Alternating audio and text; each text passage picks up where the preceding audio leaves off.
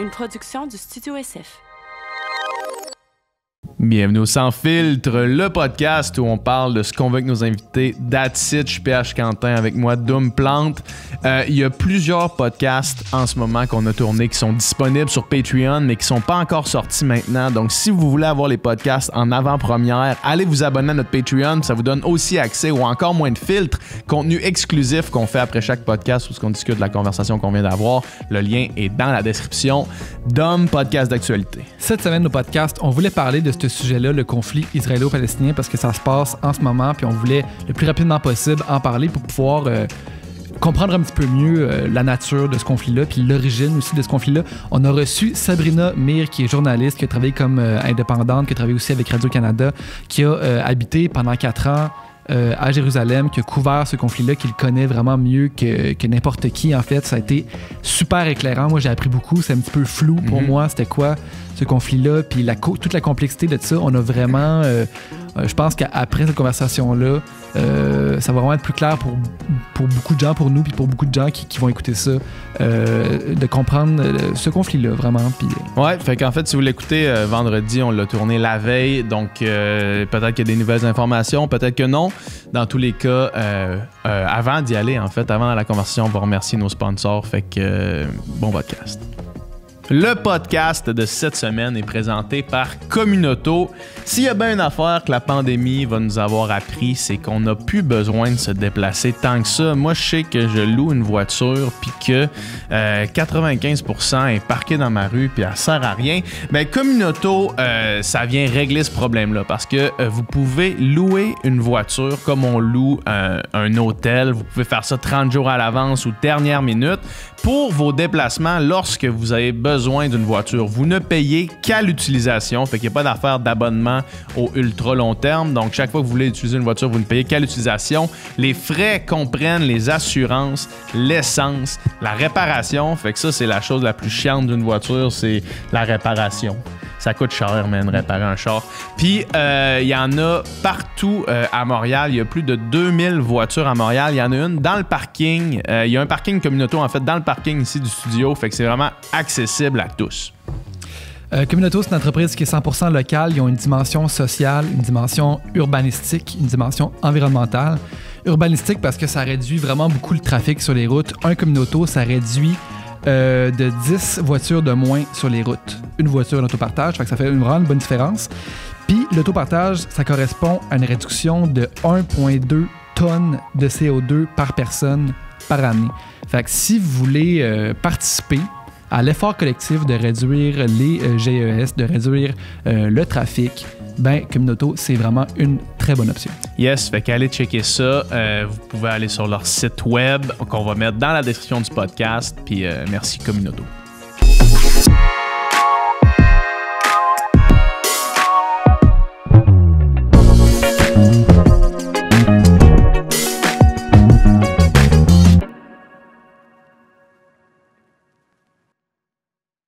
Good, ça roule. Merci d'être là.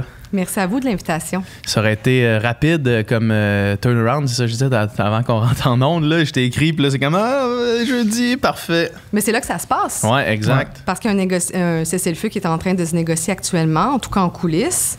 Donc là, au moment où on se parle, il n'y en a pas encore, mais peut-être que demain, il y en aura un. Donc, c'est en coulisses? Qu'est-ce que tu veux dire en coulisses? Ben, en coulisses, c'est que quand on négocie un cessez-le-feu entre Israël et le Hamas, ça se passe jamais publiquement. Israël ne va jamais dire publiquement « je suis en train de négocier avec le Hamas ». Un groupe qui considère comme terroristes, comme les États-Unis et le Canada, entre autres. Donc, ça se passe en coulisses. Ça se passe entre le Qatar, les Nations unies, l'Égypte aussi, qui joue un très grand rôle dans les négociations. Et là, on sait qu'il y a les États-Unis aussi qui font pression. Donc, quand je dis en coulisses, c'est qu'il y a des pourparlers entre les deux parties sur comment on va réussir à s'entendre pour arrêter les hostilités. Alors là, évidemment que le Hamas, par exemple, demande des choses sur Jérusalem. Et là, ensuite, Israël a aussi des demandes pour le Hamas. Est-ce qu'ils vont réussir à s'entendre? Ça peut être compliqué. Mais quand il y a toujours des négociations de cessez-le-feu comme ça, il y a aussi un regain des hostilités. Puis c'est ce qu'on a vu au cours des dernières heures. Il y avait une accalmie là, la nuit dernière. Et là, on a vu qu'il y a une reprise des bombardements et des roquettes aussi. Fait que ça se pourrait que le conflit, j'imagine, ne va pas être résolu avec un cessez-le-feu, mais ça se pourrait qu'imminemment, ça se calme. Ça pourrait se calmer dans les prochaines heures, prochains jours. Par contre, même s'il y a un cessez-le-feu, on revient au point de départ. Ouais. Il n'y a rien qui est réglé. Ouais. La situation des 2 millions de Gazaouis, actuellement, qui vivent dans une toute petite bande de terre dans le sud d'Israël, à la frontière avec l'Égypte, leur situation reste la même. La situation des Israéliens qui vivent dans le sud d'Israël, entre autres Ashkelon, Ashdod, Sderot, des petites villes frontalières, reste la même. Mm-hmm. Donc, il va quand même falloir trouver des solutions pour régler le conflit. Sinon, sous peu, dans quelques mois, quelques années, ça va reprendre encore. Parce que là, tout ce que Israël aurait réussi à faire, c'est de diminuer l'arsenal du Hamas.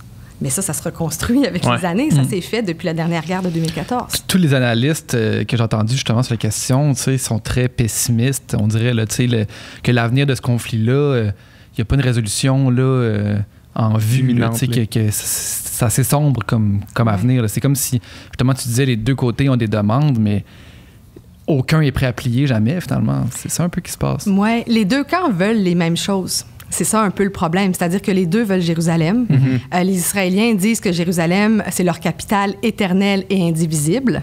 Les Palestiniens voudraient bien avoir Jérusalem-Est comme capitale, alors que cette portion-là de Jérusalem est occupée par Israël depuis la guerre de 1967.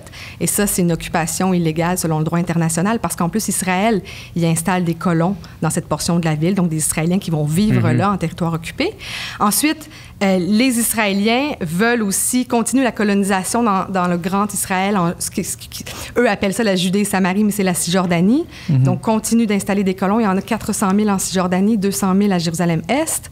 Alors que les Palestiniens, eux veulent un État sur ce territoire-là. Et plusieurs Palestiniens vont même aller plus loin, demandent que leur État soit installé sur la Palestine mandataire, donc sur le territoire actuel d'Israël. Donc, ce sont des positions qui sont assez irréconciliables. Ouais.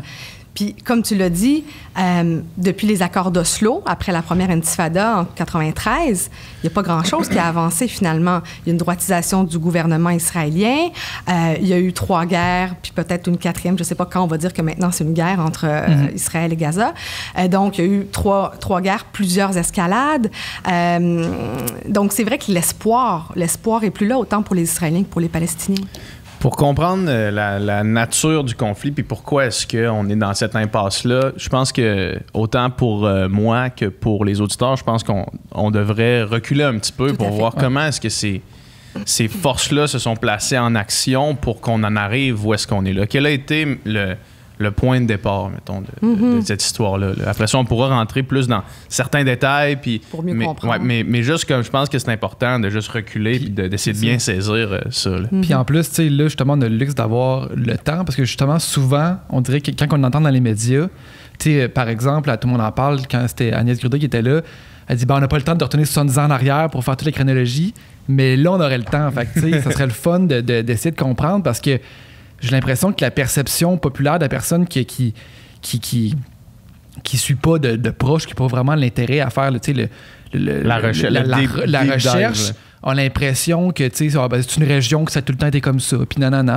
Tandis que c'est ça serait intéressant de savoir vraiment exactement le conflit, c'est quoi, pourquoi. T'sais. On manque de temps dans les médias en général pour faire ça. Donc, c'est vrai que ce podcast-là, c'est vraiment l'endroit idéal pour pouvoir, en tout cas, essayer d'expliquer ce qui se passe. Déplier un petit peu ce... Oui, parce qu'il y a plusieurs couches, en fait. Et il y a de nombreux événements qui ont mené à cette nouvelle escalade-là de violence. On remonte, si on veut, il y a 1 mois, au début du Ramadan, mi-avril. En trame de fond, ce qui se passe dans le quartier de Sherjara, c'est un quartier palestinien de Jérusalem-Est qui est situé à un jet de pierre, puis c'est pas un mauvais jeu de mots, de la porte de Damas. Donc ça, c'est l'entrée principale pour les Palestiniens musulmans dans la vieille ville de Jérusalem. C'est un quartier où vivent des Palestiniens et où plusieurs familles palestiniennes sont menacées d'éviction au profit des colons israéliens. C'est-à-dire qu'il y a des Israéliens qui veulent revenir vivre dans ce quartier-là en disant « Moi, en 1948, j'ai été chassé de Jérusalem-Est quand il y a eu la guerre israélo-arabe qui a suivi la création de l'État d'Israël. » Donc, selon les Israéliens, ils ont droit au retour dans leur maison. Le problème, c'est que c'est pas nécessairement les descendants des propriétaires qui veulent revenir là. C'est des organisations juives financées par différents groupes dans le monde qui achètent des maisons pour réinstaller des Israéliens juifs là où ils étaient avant 48. L'autre problème, vous diront les Palestiniens, c'est pas mon opinion, mais bien celle des Palestiniens, c'est que c'est pas vrai le droit au retour pour les Palestiniens qui, eux, ont été chassés lors de la création de l'État d'Israël. Quand Israël a été créé, s'en est suivi une guerre qu'on appelle la guerre israélo-arabe en 1948-49. Il y a 750 000 Palestiniens qui ont été forcés à l'exil. Ces Palestiniens-là n'ont pas droit au retour en Israël parce que ça menacerait l'existence même d'un État juif. Alors, c'est ce qui se passe à Sheikh Jarrah et les Israéliens vous diront que c'est simplement un différend immobilier, que ce sont des familles palestiniennes qui refusent de payer leur loyer dans des bâtiments qui appartiennent à des organisations juives. C'est pas seulement un différend immobilier. On sait très bien que ça fait partie d'une volonté affichée de l'État d'Israël de poursuivre la colonisation, c'est-à-dire de mettre ou de faire vivre ou d'installer des Israéliens, par exemple à Jérusalem-Est qui est occupée ou même en Cisjordanie. Ils s'en cachent pas. Là. C'est pas une question d'opinion personnelle que je vous partage. C'est ça. Benjamin Netanyahou, le premier ministre israélien, l'a dit à plusieurs reprises qu'il allait poursuivre la colonisation, entre autres en Cisjordanie. Donc, c'est ce qui se passe à Sheikh Jarrah. Et il y a eu pas mal de mobilisations. Il y a eu des Palestiniens, évidemment, mais il y a aussi eu des Israéliens de gauche qui sont venus soutenir les Palestiniens. Donc, depuis plusieurs semaines, ça se tramait. Puis, il y avait une décision de la Cour suprême, une audience qui devait se tenir. Et donc là, la pression montait. Et donc, il y a eu des manifestations qui ont été durement réprimées par la police israélienne. T'as dit juste... Peut-être que pour une mise en contexte, ça va être intéressant. Tu as dit qu'il y a des Israéliens de gauche qui sont allés appuyer les Palestiniens dans le début de ce conflit immobilier, entre guillemets-là. Quelle est la place des Israéliens de gauche dans la politique israélienne en ce moment? Oui, ça, c'est une grande question. C'est super intéressant. Le camp de la gauche ou le camp de la paix est en délitement total depuis de nombreuses années, entre autres depuis l'assassinat de Yitzhak Rabin, qui était le premier ministre israélien en 1995. Les Israéliens de gauche sont rares, sont très, très rares. Ça prend beaucoup de courage pour aller à l'encontre, si on veut, de la majorité dans son pays. Mais la jeunesse israélienne, es-tu majoritairement en accord avec les actions de l'État? Je vous dirais que si tu me demandes la majorité, je dirais que oui. Ah ouais, OK. Oui, tout à fait.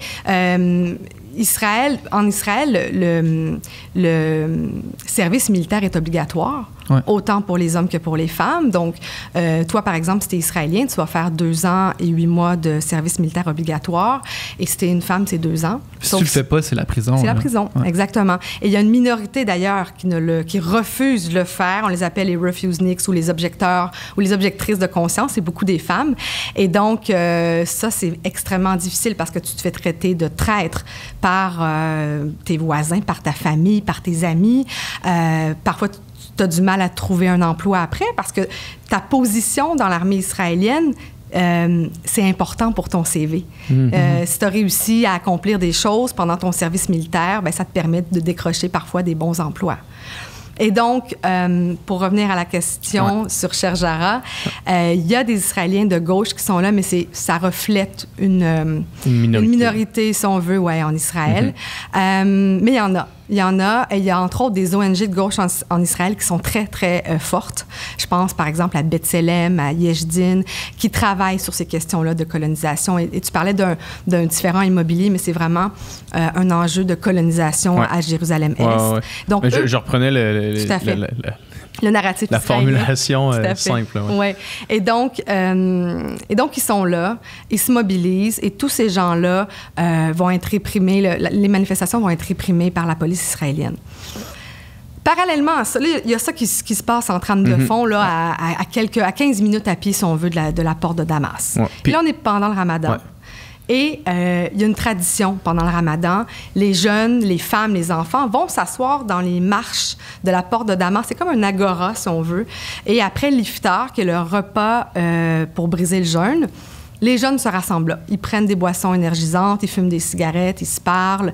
Je l'ai vécu plusieurs fois. Gros fan de Red Bull là-bas. Là. Vraiment, oui, non, vraiment. Ça donne des ailes. Oui, parce qu'ils prennent pas d'alcool. Ah ouais, Tu sais, donc moi, j'ai souvent vu il y a beaucoup de vendeurs qui se promènent en disant Excel Barrette, ça veut dire Excel, là, la boisson énergisante bleue, froide, donc ils vendent. Puis ça, c'est des trucs qu'on entend, puis ça reste en tête après quand on revient ici, c'est des formulations qui restent en tête. Et donc, ils se réunissent là. À chaque année. Donc, et là, cette année, la police israélienne décide de mettre des barrières et d'empêcher les rassemblements. C'est-tu sous prétexte de COVID? Oui. Ou... Ouais, c'est ça. En fait, oui et non. Okay. La COVID a le dos large. On sait qu'en Israël, la grande majorité des Israéliens sont vaccinés maintenant. Là. Il n'y a plus de problème de ce côté-là. Okay. Côté palestinien, c'est pas le cas, par exemple. C'est vraiment une infime minorité qui est vaccinée. Israël n'a pas trop l'air de s'en soucier, sauf pour les travailleurs palestiniens qui viennent en Israël. Là, ça peut être un problème. Donc, ils n'ont pas dit que c'était pour la COVID, par contre. Okay. Donc, on peut penser que c'est peut-être pour ça. Mais à chaque année, il y a des tensions. Je veux dire, même COVID, pas COVID, dans les dernières années, vers 22h, 22h30, quand tu passes par la porte de Damas, puis que c'est le Ramadan, les rassemblements de gens, de Palestiniens, sont dispersés à coups de grenades assourdissantes. Pour l'avoir vécu, il y a des enfants, avec des petites filles avec des belles petites robes, des mamans, des garçons avec des ballons. Peu importe ce qui se passe, c'est que là, à un moment donné, ça pète, puis les gens sont obligés de partir. Ça, tu l'as vécu, ça, à emmener la dispersion policière, puis tout le kit? Oui, à plusieurs reprises. C'est comment ça, mettons, le pouls du moment, tu sais, quand ça arrive, sais-tu... Est-ce que c'est la panique générale? Est-ce que c'est juste le monde se disperse? Non, c'est la panique générale quand ce qu'on appelle des stun grenades, là, vraiment des grenades assourdissantes, quand ça pète vraiment fort. Ouais. Si tu le reçois près de la tête, là, c'est un gros boom. Si tu le reçois sur la tête, tu peux être blessé gravement. Non, ça surprend. Mais oui. Vraiment, ça surprend. Parfois, c'est lancé directement dans la foule aussi. Ça, je l'ai vu en couvrant des manifestations en 2017 où on tirait directement dans la foule aussi. Donc, il y a des gens qui sont blessés à ce moment-là. Donc, oui, les gens se dispersent un peu dans la panique. Puis, il y a évidemment toujours des Palestiniens qui vont, surtout les jeunes, qui vont rester pour résister, qui vont lancer des bouteilles, des pierres sur la police. Parfois aussi... On n'est pas à armes égales, là, à ce moment-là, là, tu sais. Ben, c'est la police israélienne qui est très, très armée. Armée de M16, par exemple. Même si c'est pas l'armée israélienne, hein, parce qu'à Jérusalem, c'est la police des frontières. C'est pas l'armée qui est à Jérusalem. Okay. Et donc, mais c'est à s'y méprendre parce que les policiers sont armés comme comme des soldats, finalement. Ils ont des grenades assourdissantes, des gaz lacrymogènes. Les Palestiniens, ben, ils ont ce qu'ils trouvent sous la main, des pierres, des bouteilles. Ça peut être parfois aussi les Palestiniens qui lancent le bal en lançant une bouteille, par exemple, sur un groupe de policiers israéliens. Ça arrive, je ne suis pas en train de dire que c'est seulement l'inverse. Ouais. Ça arrive, ça, parce que pendant le Ramadan, il y a une espèce de petite excitation aussi. Là. Ils ont un rush de sucre après avoir été à jeun toute la journée. Avec le XL froid. Là. Exactement. Ils sont bien jacked up sur le XL froid. Donc, non, mais il y a ça aussi. Puis il faut dire que pour les Palestiniens, la police israélienne, c'est une police d'occupation. Donc, c'est pas la police à Montréal là, qui patrouille la police communautaire pour maintenir l'ordre. Pour eux, c'est vu comme l'occupant. Faut pas oublier qu'il y a ça aussi dans la tête des Palestiniens. Donc ça, c'est tout ça mis ensemble. Des petites escarmouches à gauche, à droite qui a fait monter une tension qui, à un moment donné, ça a débordé, là, ça a pété. Ouais. Bien, ça s'est déplacé sur l'esplanade des mosquées. Parce que là, c'est le Ramadan. Dernier vendredi du Ramadan, il y a parfois jusqu'à 250 000 personnes sur l'esplanade des mosquées. Mais l'esplanade des mosquées, c'est tout petit. C'est un petit rectangle de territoire dans la vieille ville de Jérusalem, dans le quartier musulman. La vieille ville fait 1 km². Ça vous donne une idée à quel point c'est petit. Et donc, 250 000 personnes qui se réunissent sur l'esplanade, c'est énorme. Mais cette année, ils ont mis des limites sur le nombre de personnes. Et donc, le vendredi du Ramadan, il y a eu des heurts sur l'esplanade entre policiers israéliens et des Palestiniens, des fidèles qui allaient prier. Là, ça a dégénéré. Donc, d'un côté, balles en caoutchouc, gaz lacrymogène, de l'autre, bouteilles en verre, pierres, ça dégénère. La police entre dans la mosquée Al-Aqsa, qui est le 3e lieu saint pour les musulmans. Donc, c'est une mosquée très, très importante. Ils entrent à l'intérieur et ils lancent des grenades assourdissantes à l'intérieur. C'est rare que ça arrive, c'est rare, mais ça s'est déjà vu, là. Mais c'est vraiment une ligne rouge pour les Palestiniens de ne pas franchir. Donc là, la tension a beaucoup monté. Puis il y a eu 3 jours de violence comme ça. Ça a fait plus de 700 morts. Pas 700 morts, pardon. 700 blessés palestiniens. Et donc, le lundi, il y avait, comme à chaque année, une marche. Les Israéliens appellent ça Yom Yerushalayim, donc le jour de Jérusalem. Eux, ils célèbrent la prise de Jérusalem pendant la guerre des 6 jours. Selon le calendrier hébraïque, c'était ce lundi-là, cette date-là. Et à chaque année, il y a des groupes de Juifs extrémistes qui viennent défiler dans la vieille ville de Jérusalem comme une provocation. En tout cas, c'est perçu comme une provocation par les Palestiniens. Pendant cette célébration-là. Oui, exactement. Et donc, le lundi, la marche est prévue, la tension est déjà à son comble. Alors là, il y a encore des heures sur l'esplanade. Les organisateurs décident d'annuler officiellement la marche, mais il y a quand même des groupuscules de jeunes juifs extrémistes qui se rassemblent. Et là, le Hamas qui est à Gaza d'ailleurs, hein? C'est un territoire qui est géographiquement séparé. Donc le Hamas qui dit... C'est à combien de kilomètres à peu près? 90 kilomètres Okay. à vol d'oiseau. Le Hamas qui dit là... Si à 18 h, la police israélienne n'a pas quitté l'esplanade des mosquées, on va réagir. Et ils ont tenu leur promesse. Fait que là, ils ont lancé des missiles, puis ça a commencé comme ça. Ils ont lancé des roquettes vers Jérusalem, 7 roquettes. C'est extrêmement rare vers Jérusalem. C'est déjà arrivé une fois quand j'étais là, mais les sirènes n'avaient pas retenti à ce moment-là. Cette fois-ci, les sirènes ont retenti dans Jérusalem. Ça, c'était quand même inédit depuis très, très longtemps. Il n'y a pas eu de blessés, pas eu de mort non plus dans ces lancers de roquettes. Il y avait des vidéos de Palestiniens qui ont beaucoup circulé, des Palestiniens qui étaient, ça va être difficile à comprendre, mais qui étaient contents de voir que le Hamas lançait des roquettes sur Jérusalem, alors que les roquettes venaient vers eux, finalement. Mais ils ont eu le sentiment que, pour une fois, quelqu'un se levait pour eux et que c'était le Hamas à Gaza. Parce qu'il y a aussi un vide politique, on pourra en reparler plus tard du côté palestinien.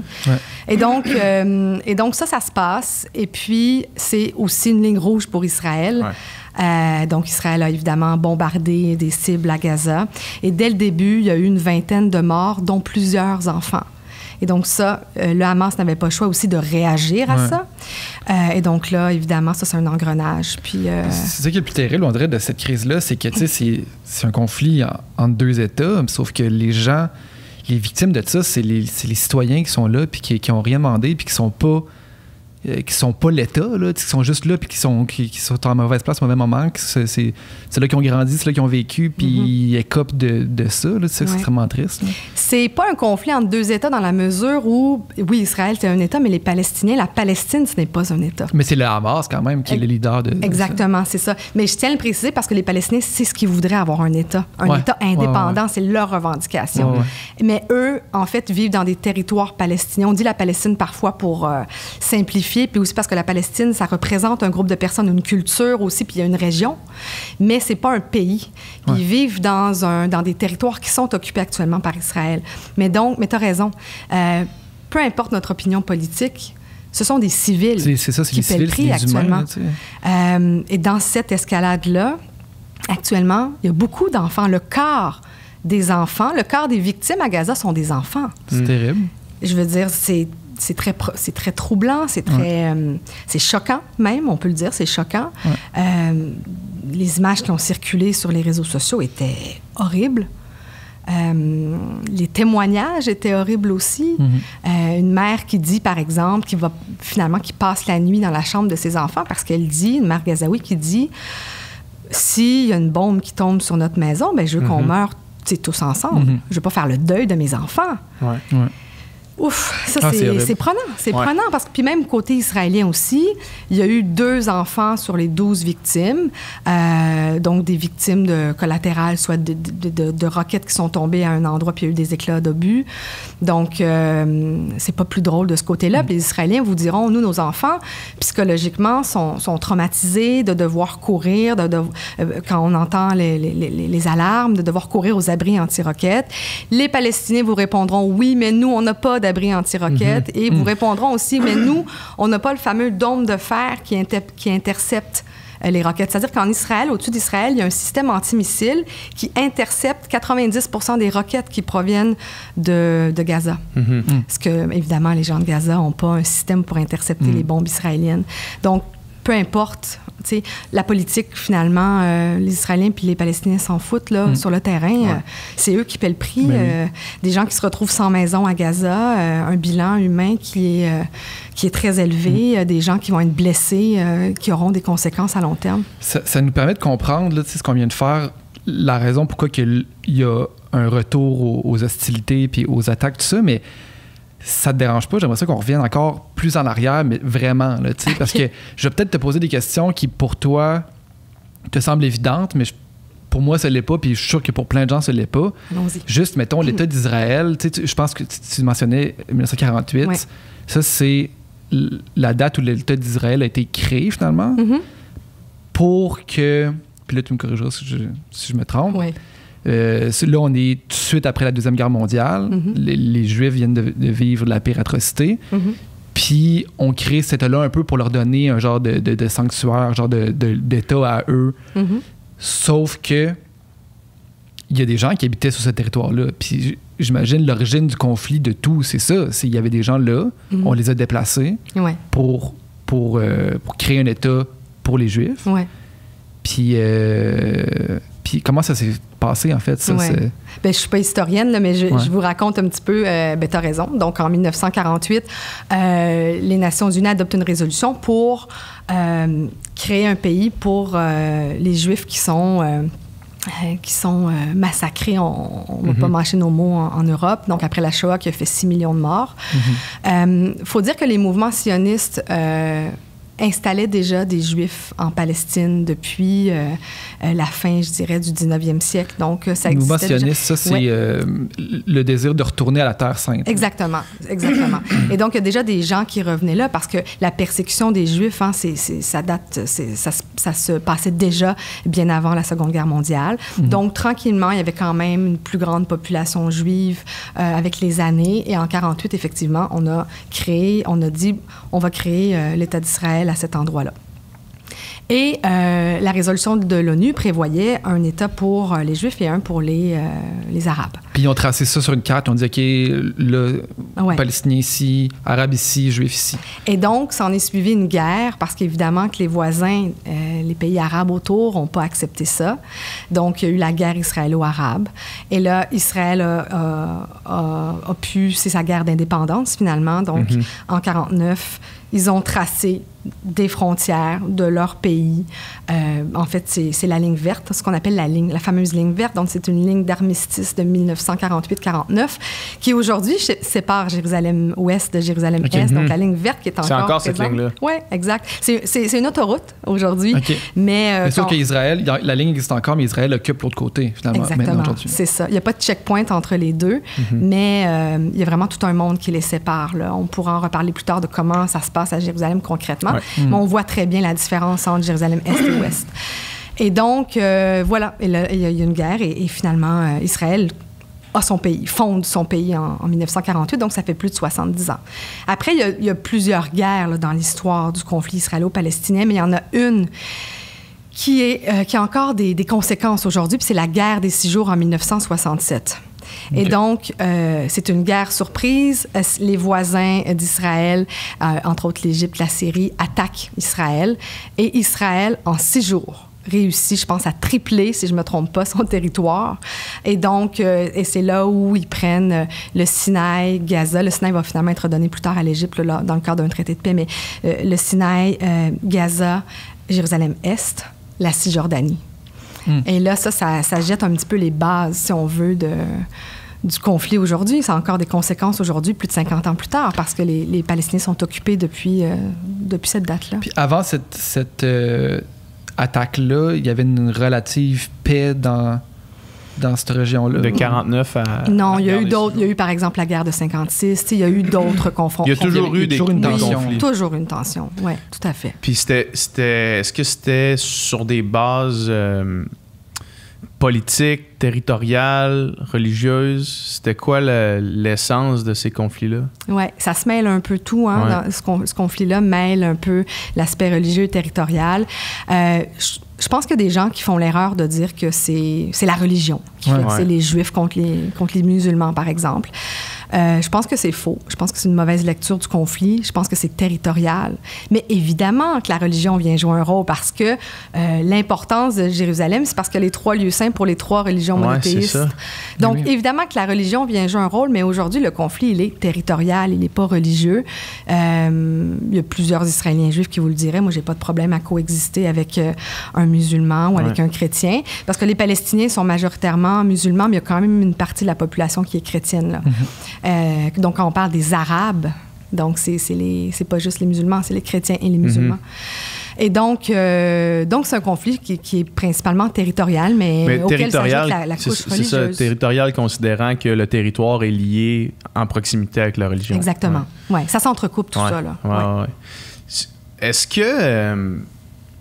tu sais, l'importance de Jérusalem en tant que landmark religieux, là, je veux dire, c'est pas nouveau, là, les croisades, c'était ça, là, tu sais, est-ce que ça l'a cette espèce de combat-là constant pour le territoire, ou est-ce que là, c'était les chrétiens qui allaient rechercher Jérusalem après ça, tu sais, qu'il y avait tout ce conflit-là autour de Jérusalem, est-ce que ça l'a poursuivi dans le temps jusqu'à une espèce de transformation jusqu'à ce qu'on a maintenant, tu sais, l'espèce de combat pour les lieux, là, tu sais. C'est-tu quelque chose qui a toujours été là? Même avant qu'Israël devienne un État? Oui, tout à fait. Il y a toujours eu... tout le monde s'est toujours arraché, finalement, Jérusalem. À des époques moins, à d'autres époques davantage. Donc, tu l'as bien expliqué. Sauf que aujourd'hui, ce qu'il faut comprendre de Jérusalem, c'est que la vieille ville de Jérusalem compte 3 lieux saints. Il y a l'église du Saint-Sépulcre pour les chrétiens. Ça fait moins l'objet de conflits. Mais principalement, il y a l'esplanade des mosquées, qui est aussi appelée le mont du Temple par les Juifs. Ce qui est le même lieu, dans le fond. Exactement. Le même lieu qui est un lieu sacré pour les Juifs et pour les Arabes. Oui. Sur l'esplanade des mosquées, il y a la mosquée Al-Aqsa, qui est le 3e lieu saint des musulmans, après la Mecque et la Médine en Arabie Saoudite. Ouais. Et j'ai dit arabe, je voulais dire musulman. Je m'excuse. Non, il n'y a pas de souci. Et puis, du côté des Juifs, il y a le mur des Lamentations, qui est un pan, une fondation, si on veut, de cette esplanade-là. Et ça, c'est le premier lieu saint des Juifs. Et donc, c'est tout petit, tout ça. Hein? Là, vous imaginez une esplanade, c'est immense. Non, on fait le tour rapidement à pied. Là. Donc, moi, je vivais dans un appartement qui était situé à 50 mètres à vol d'oiseau du Dôme du Rocher. Ça, c'est pas la mosquée Al-Aqsa, là, mais le Dôme du Rocher, là, le dôme doré là, qu'on voit sur plusieurs cartes postales. Bon, c'est juste à côté de la mosquée Al-Aqsa. Donc, sur mon toit, pour vous expliquer à quel point c'est petit, on voit à la fois le mur des Lamentations et la mosquée Al-Aqsa. Donc, c'est tout petit. Il y a parfois des Palestiniens, c'est déjà arrivé, qui ont lancé des pierres sur les gens qui priaient au mur des Lamentations. Un bon bras, quand même. Oui, c'est ça. Ça prend un bon lancer. Ça prend un bras, oui, c'est ça. mais bon, c'est... Donc, Jérusalem, il y a ça. Ouais. Ensuite, Jérusalem, c'est aussi la capitale revendiquée des Palestiniens, en tout cas Jérusalem-Est. Les Palestiniens qui veulent avoir un pays, une Palestine indépendante, disent, nous, on veut notre capitale dans Jérusalem-Est. Les Israéliens, eux, depuis qu'ils occupent Jérusalem-Est, ils avaient déjà Jérusalem-Ouest là, depuis la création de leur pays en 1948. Puis en 1967, ils ont pris l'Est. En 1980, ils l'ont annexé. Ça veut dire qu'ils ont mis la police au lieu de l'armée. Donc, c'est des lois civiles depuis 1980 qui gouvernent cette partie-là de Jérusalem. Et ils ont réitéré que Jérusalem, c'était leur capitale éternelle et indivisible. C'est pas reconnu par la communauté internationale. D'ailleurs, c'est la raison pour laquelle il y a toutes les ambassades des pays dans le monde qui sont à Tel Aviv, sauf récemment, en 2018, Donald Trump, alors président américain, qui a déplacé son ambassade à Jérusalem. Je ne sais pas si vous vous en rappelez, mais ça a soulevé tout un tollé. Plusieurs manifestations, entre autres à Gaza d'ailleurs. On pourra en reparler, ça fait des morts, plusieurs personnes qui ont été handicapées. Parce que ça, c'est comme un symbole pour dire... Ben, on prend vraiment la partie des Israéliens là-dedans, comme de dire Jérusalem appartient aux Israéliens. C'était pro-israélien. On sait que les États-Unis sont les alliés traditionnels, historiques d'Israël. Puis Donald Trump disait... Donald Trump voulait présenter un plan de paix puis réussir à faire la paix entre Israéliens et Palestiniens. Donc lui, il s'est dit, on va enlever Jérusalem de la table des négociations, a donné Jérusalem aux Israéliens. Mm-hmm. Donc, les Palestiniens ont dit, ça marche pas comme ça. Depuis toujours, la communauté internationale, les Nations unies disent, le statut de Jérusalem doit être négocié dans le cadre des négociations de paix, doit être discuté dans le cadre des négociations de paix. On peut pas donner à un parti ou à un autre. Et donc, les Israéliens disent que c'est leur capitale, mais c'est pas la position du Canada et de la grande majorité des pays dans le monde. Donc, Jérusalem est importante pour toutes ces raisons-là. J'ai l'impression que la communauté internationale regarde le conflit, puis personne n'est d'accord avec, mettons, les décisions de l'État d'Israël, mais personne ne fait rien. J'ai l'impression. Ben, tu sais, puis inversement aussi, je veux dire, le Hamas a probablement son côté de tort, là, mais j'ai l'impression qu'on regarde le conflit, mais que personne ne fait rien, en fait. Puis ça me dépasse, on dirait, on fait juste assister à comme ces deux peuples-là qui s'attaquent puis qui s'entretuent. Mais qu'est-ce qui freine, en fait, la communauté internationale d'agir? C'est une bonne question. Israël est très puissant au plan diplomatique, entre autres. Donc, ce qu'on a vu dans les derniers jours, mais aussi, c'est comme ça à chaque escalade. La diplomatie internationale, c'est toujours des tweets en anglais qui disent « We are deeply concerned ». Puis nous, c'est presque devenu une blague. On le sait à chaque fois qu'ils vont dire la même chose. Nous sommes très préoccupés par l'escalade des violences. Nous condamnons les violences dans les deux camps. Rarement, les pays vont condamner l'utilisation excessive de la force, par exemple, par Israël à Gaza. Il y a des pays de l'Union européenne qui l'ont fait cette fois-ci, mais le Canada ne l'a pas fait. Souvent, parce que ça, c'est quelque chose qui revient souvent, l'espèce d'asymétrie. D'asymétrie entre les forces présentes. Tout à fait. Et donc, la majorité des pays, ce qu'ils vont dire, c'est qu'ils reconnaissent le droit d'Israël de se défendre contre les roquettes du Hamas. Mais est-ce qu'ils reconnaissent le droit d'occuper des terres qui n'étaient pas destinées à eux au départ? Non. Parce que c'est ça? Non. La communauté internationale ne reconnaît pas l'occupation israélienne. C'est d'ailleurs pourquoi c'est encore une occupation. Israël, c'est toujours une question de point de vue. Israël, pour Israël, c'est pas une occupation. Israël n'aime pas qu'on dise que ce sont des territoires occupés, n'aime pas qu'on utilise les mots colons pour parler des Israéliens qui vivent, par exemple, en Cisjordanie ou à Jérusalem-Est. Le droit international le dit. Donc, comme journaliste, parfois c'est un peu compliqué parce que quel vocabulaire, quel mot tu utilises. Pour les Israéliens, le droit international, ça vaut rien ou presque rien. En tout cas, quand ça fait pas leur affaire, ils le rejettent unilatéralement. Pour les Israéliens, le droit international va jamais assez loin. Donc nous, comme journalistes, souvent c'est notre ligne, si on veut, pour faire nos reportages, pour choisir le vocabulaire.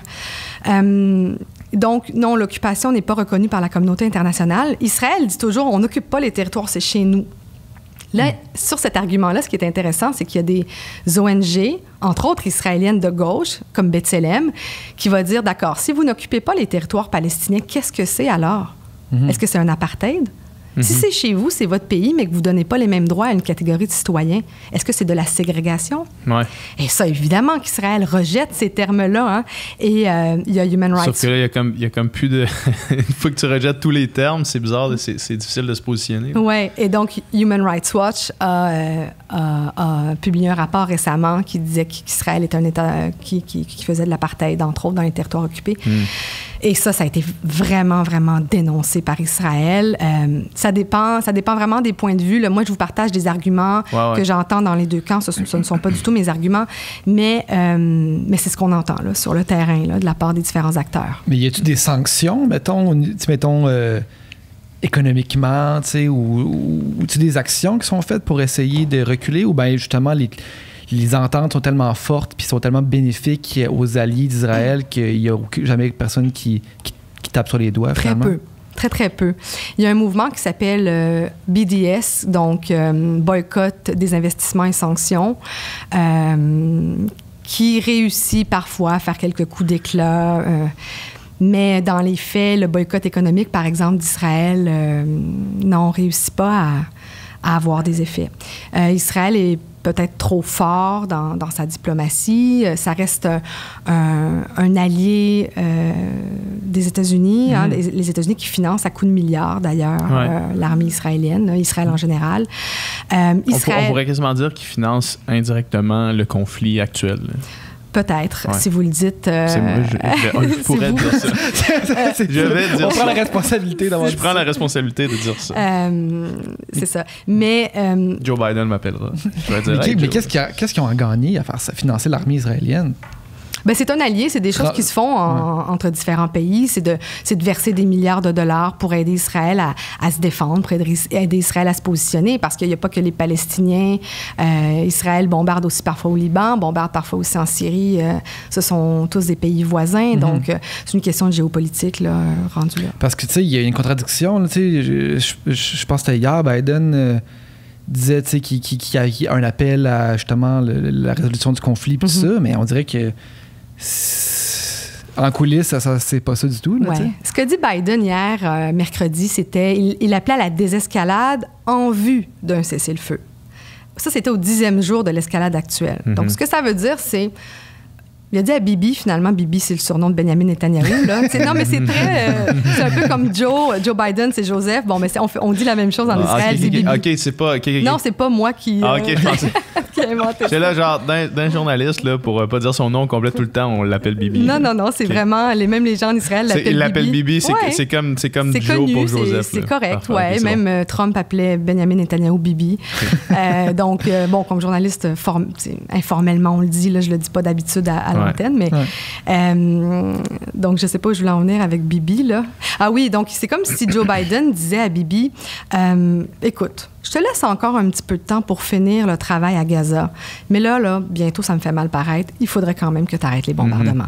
Et ça, il a dit ça au 10e jour seulement de l'escalade, après avoir empêché le Conseil de sécurité de l'ONU d'adopter une motion parce que les unanime. États-Unis ont été les seuls à dire non à cette motion-là. Oui, ils ont fait bande à part. Et donc, c'est comme si Joe Biden avait été très silencieux dans les derniers jours pour permettre à Israël de faire ce qu'il avait à faire dans la bande de Gaza. Il y a une expression aussi qui dit tondre le gazon, c'est-à-dire que Israël, une fois de temps en temps, après quelques années, tond le gazon à Gaza, puis il va être bon encore pour quelques années, c'est-à-dire diminue les capacités militaires de la branche armée du Hamas.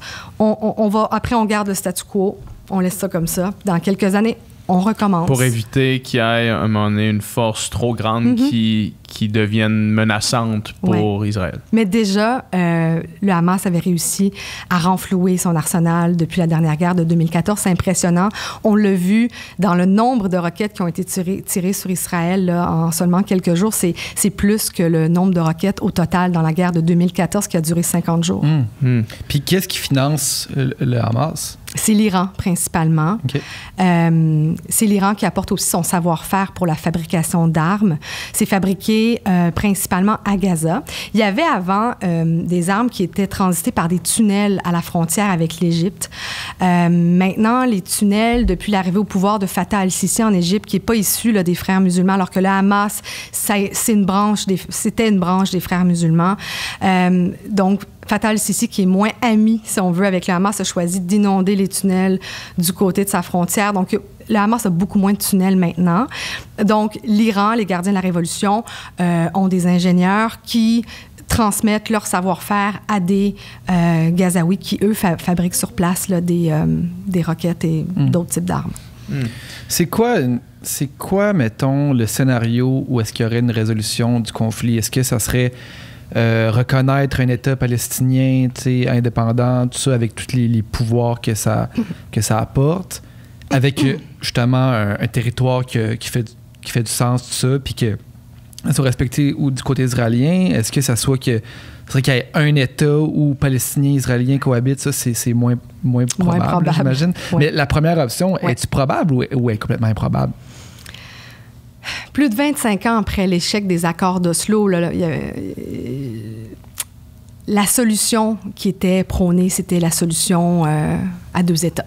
Ben oui. Donc, un État juif à côté d'un État palestinien. C'est de moins en moins possible, principalement à cause de la colonisation. Donc, à cause du nombre d'Israéliens qui vivent en ce moment à Jérusalem-Est et en Cisjordanie. C'est plus de 600 000, là, même c'est près de 650 000 aujourd'hui. Comment construire un État palestinien sur un territoire qui est morcelé? Pour bien comprendre le conflit israélo-palestinien, il faut regarder les cartes. Mm-hmm. Et quand on regarde une carte, dans les accords d'Oslo, on a déterminé 3 types de zones. Et ça, c'est important, je pense, à comprendre en Cisjordanie, parce qu'il y a quand même une majorité de Palestiniens qui vivent là. Il y a les zones A, B, C. Donc, d'abord, toutes les grandes villes palestiniennes, Ramallah, Naplouse, Jénine, par exemple, c'est zone A. Donc là, vous pouvez vous imaginer une carte avec des petits points. Ça, c'est comme des îles, si on veut, dans une mer, là, qui serait la Cisjordanie. Ça, c'est zone A, ça veut dire que c'est sous contrôle civil et militaire de l'autorité palestinienne. Donc, l'autorité palestinienne qui a été créée pendant les accords d'Oslo, d'ailleurs. Les accords d'Oslo qui visaient un jour à créer un État pour les Palestiniens, un accord de paix, tout ça, on a créé l'autorité palestinienne. En vue de ça, finalement, il ne s'est rien passé. Mais bon, les 3 zones sont encore là aujourd'hui. Il y a la zone B, donc tout autour de ces petits points-là qui sont zone A, il y a la zone B. Ça, c'est des pouvoirs partagés. Civil, pouvoir civil pour l'autorité palestinienne, mais militaire pour l'armée israélienne. Et tout le reste de la Cisjordanie, là, la mer, finalement, autour de ces îlots-là, ces zones C, ça représente 60% de la Cisjordanie. C'est là où se trouvent les colonies. Il y a des villages palestiniens aussi. C'est contrôlé à 100% par l'armée israélienne. Cela dit, dans les zones A, l'armée israélienne font des raids parfois quand même. Ils ne s'empêchent pas d'entrer en zone A, même si c'est officiellement sous contrôle de l'autorité palestinienne.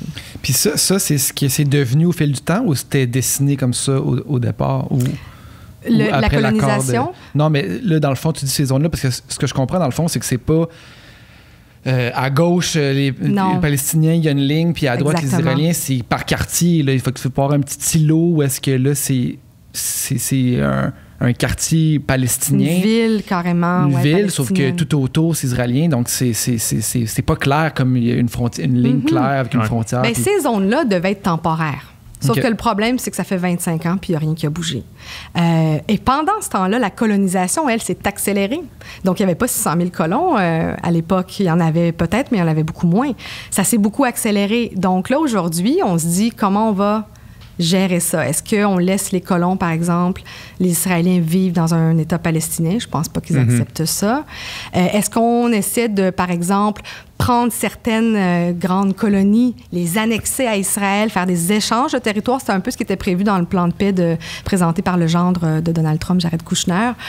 Ça peut être une possibilité, mais quand on regarde les cartes, c'est compliqué. Les Palestiniens n'ont pas de territoire, ils n'ont pas de continuité dans leur territoire. Ouais. Et pour lier la Cisjordanie à Gaza, il faudrait construire un genre de tunnel, ou pas un pont aérien, je ne pense pas que ce soit réaliste, mais un tunnel pour lier les deux territoires qui ne sont pas liés actuellement, sont à une 50aine de kilomètres à peu près, mais il y a Israël entre les deux. Ouais. Mais c'est ça, c'est comme si... C'est comme, on dirait qu'on est dans un cul-de-sac, là. Ben, je pense qu'il y a beaucoup de monde qui dirait qu'ils sont dans un cul-de-sac actuellement. Même les Palestiniens eux-mêmes n'ont plus aucun espoir. Ouais. Oui. Le leader, Mahmoud Abbas, donc le président de l'autorité palestinienne, n'a pas fait grand-chose depuis qu'il a été élu pour les Palestiniens. C'est ce que vous diront les Palestiniens. La colonisation, quand même, s'est quand même accélérée.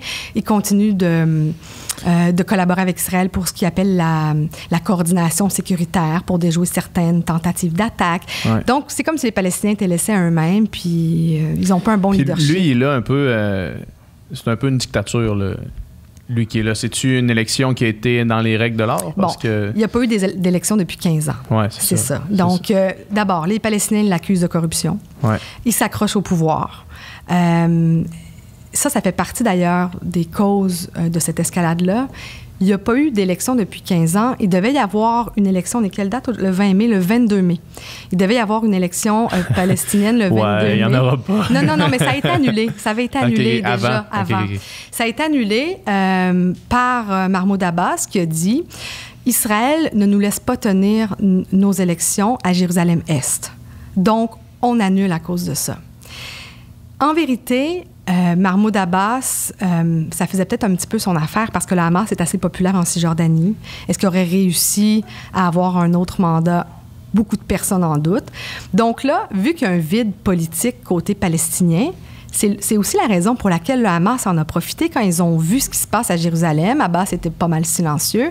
Ils ont dit, nous, on va se présenter comme les défenseurs de Jérusalem et des Palestiniens et de la cause palestinienne. Et c'est pour ça qu'ils ont lancé des roquettes sur Jérusalem. J'ai quand même l'impression, tu parlais d'espoir tantôt, que les Palestiniens n'ont plus d'espoir. Puis après ça, Israël utilise le prétexte de la légitime défense quasiment pour justifier là, ses actions, puis tout ça. Puis on accuse, mettons, le Hamas d'être une organisation terroriste, là, carrément, là, tu sais. Mais quand tu enlèves tout espoir à un peuple, qu'est-ce que tu penses qui va arriver, là, tu sais? Quand tu enlèves tout territoire, tu essaies tu lui enlèves justement toute chose dans laquelle il peut se projeter dans l'avenir, là, tu sais. Puis c'est sûr qu'il va y avoir une radicalisation, puis qu'il va y avoir des gens qui vont prendre les armes. Là. C'est juste normal. Quand tu n'as plus aucun espoir, puis ta seule option, la seule manière de te faire entendre, c'est ça qui va arriver. Tu sais. Sauf que j'ai l'impression que les Palestiniens, puis corrigera si je me trompe, en demandent au final pas tant que ça. Dans le sens que si on retourne dans le passé, les ancêtres de ces parents habitaient ces territoires-là. T'sais. Puis là, maintenant, ce qu'ils demanderaient, je pense, c'est juste une fraction de ce qu'il y avait au départ. Là, de juste d'avoir Jérusalem, c'est Est dans leur cas, puis d'avoir un État, puis pouvoir vivre là, en tant que nation. Là, il me semble que c'est pas un si gros compromis à faire pour au niveau israélien, pour juste dire on va arrêter ça une fois pour toutes. Je comprends pas qu'on n'est pas capable d'arriver à ce compromis-là. J'ai l'impression que les demandes sont pas excessives. Oui, les Israéliens vous diront pas ça. Ils vont trouver que les demandes des Palestiniens sont effectivement excessives. Pour les Israéliens, ils veulent un Eretz Israël, donc un grand Israël, sur ce que eux appellent la Judée-Samarie, donc la Cisjordanie. Ils ont des visées bien au-delà de leurs frontières actuelles. Donc... Puis si pour toi, ta capitale est ta capitale indivisible, ouais. Tu sais, c'est quand même... mais ça va chercher... Je veux dire, pour l'autre aussi, dans le sens que c'est pour ça, à un moment donné, on peut pas tout avoir dans la vie. Là, non, mais c'est exactement ça. Là. C'est exactement ça. Mais ils sont pas prêts à laisser Jérusalem-Est aux Palestiniens, parce que pour eux, Jérusalem-Est, où se trouve d'ailleurs le mur des Lamentations, c'est leur premier lieu saint, ils veulent pas perdre le contrôle là-dessus.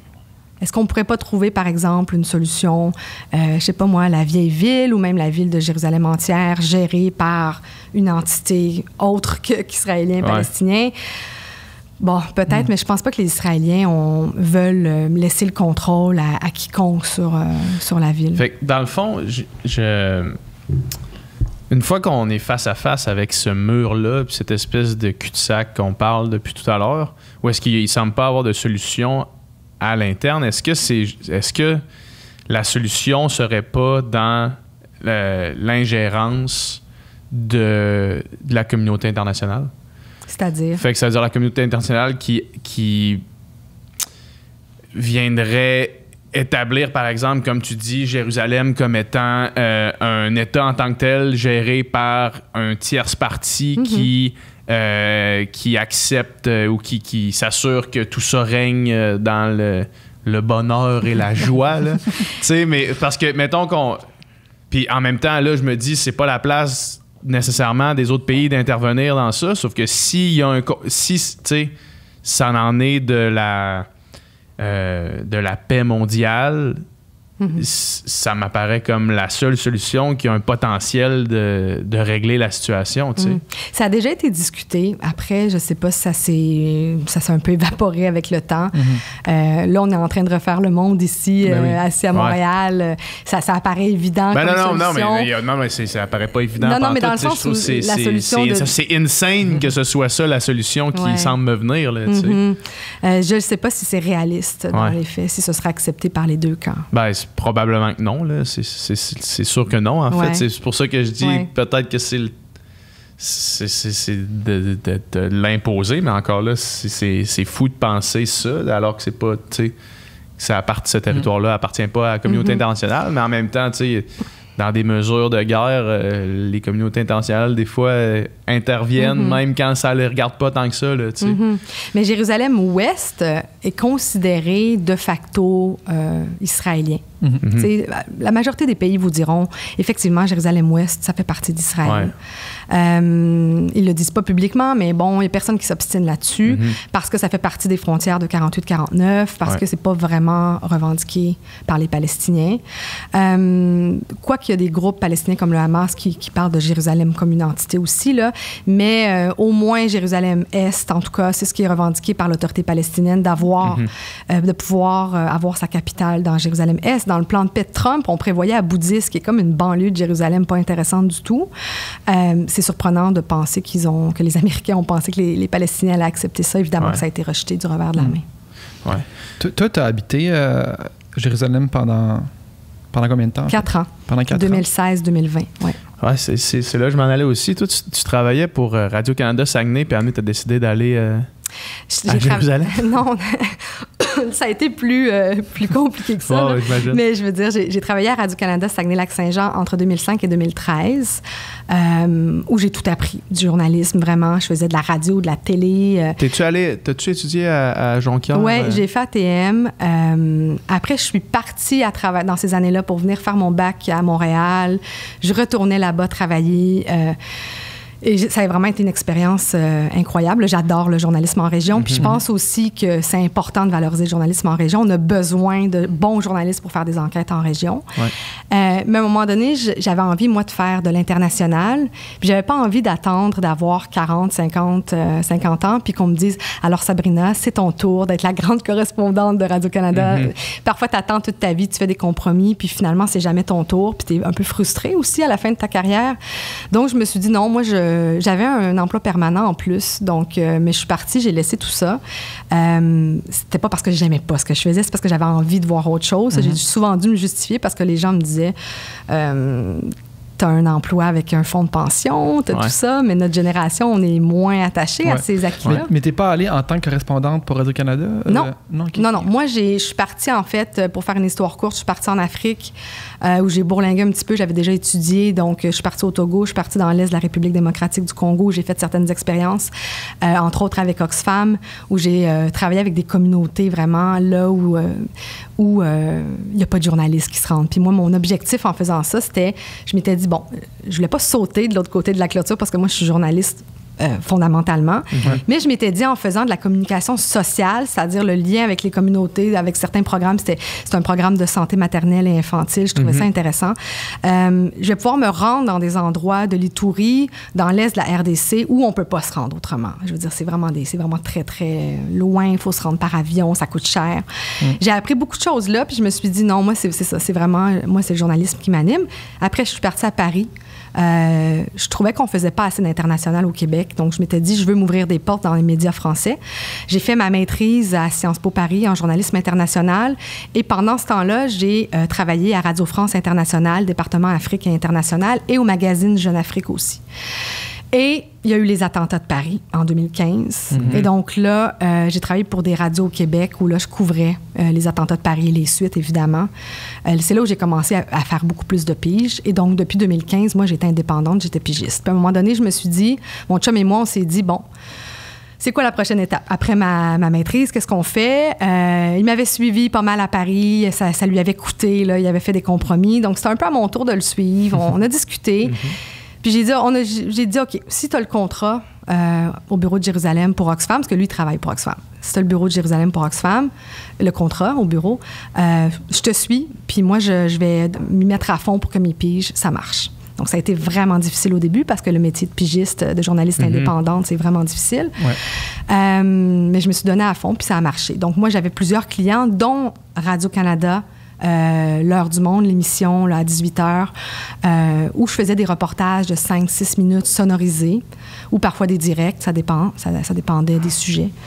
Donc, j'ai toujours gardé un lien, évidemment, avec Radio-Canada. Je suis très radio-canadienne dans l'âme, mais j'avais d'autres clients, parce que sinon, j'aurais pas pu vivre à Jérusalem, où le coût de la vie est super élevé, d'ailleurs. Ouais. Donc, c'est ce que j'ai fait. C'est comment vivre à Jérusalem? Comme le day-to-day, y a-tu... tu sais, j'imagine que ça doit être à la fois vraiment beau, mais à la fois tendu. Mettons, c'est comment? Est-ce qu'il y a une tension constante? Est-ce qu'il y a... C'est quoi ça a l'air? Quand je suis arrivée à Jérusalem, moi, j'ai vraiment pas aimé ça. Hein, ça a été long avant que j'aime. Ah ouais? C'est comme si... parfois, les premiers voyages qu'on fait dans nos vies, là, on tombe en amour avec le pays, puis tout est extraordinaire. Là, j'en avais vu d'autres, puis je suis arrivée là, puis je me suis dit, c'est pas comme j'imaginais. J'étais un peu déçue. Puis après, j'ai comme appris à aimer le Jérusalem, à aimer travailler en Israël, aimer travailler dans les territoires palestiniens. Puis après, là, je suis plus capable de décrocher. Je suis vraiment attachée à cette région-là du monde. Jérusalem, ça ressemble... Comment dire? Jérusalem-Ouest, ça ressemble un peu à chez nous. Bon, évidemment que l'architecture n'est pas la même, mais si tu veux manger des sushis, pas de problème. C'est pas... les gens, je sais pas ce que les gens s'imaginent. Parfois, il y a des gens qui me disent, on s'imagine une colline avec quelques ânes, une église, bon, comme dans le temps de Jésus. Ouais, c'est une ville moderne, quand même. Ah, c'est moderne, oui, tout à fait. C'est moins moderne que Tel Aviv, par contre. C'est pas le même style du tout. Tel Aviv, c'est une bulle, il y a des gratte-ciels, tout ça. Jérusalem, il n'y a pas ça. Il y a une architecture spéciale. Dans l'Ouest, c'est des pierres un peu beige, un beige rosé, là, typique des pierres de Jérusalem. C'est très, très beau. Il y a des quartiers qui sont un petit peu moins beaux parce qu'ils sont un peu moins favorisés. Les quartiers ultra-orthodoxes, entre autres.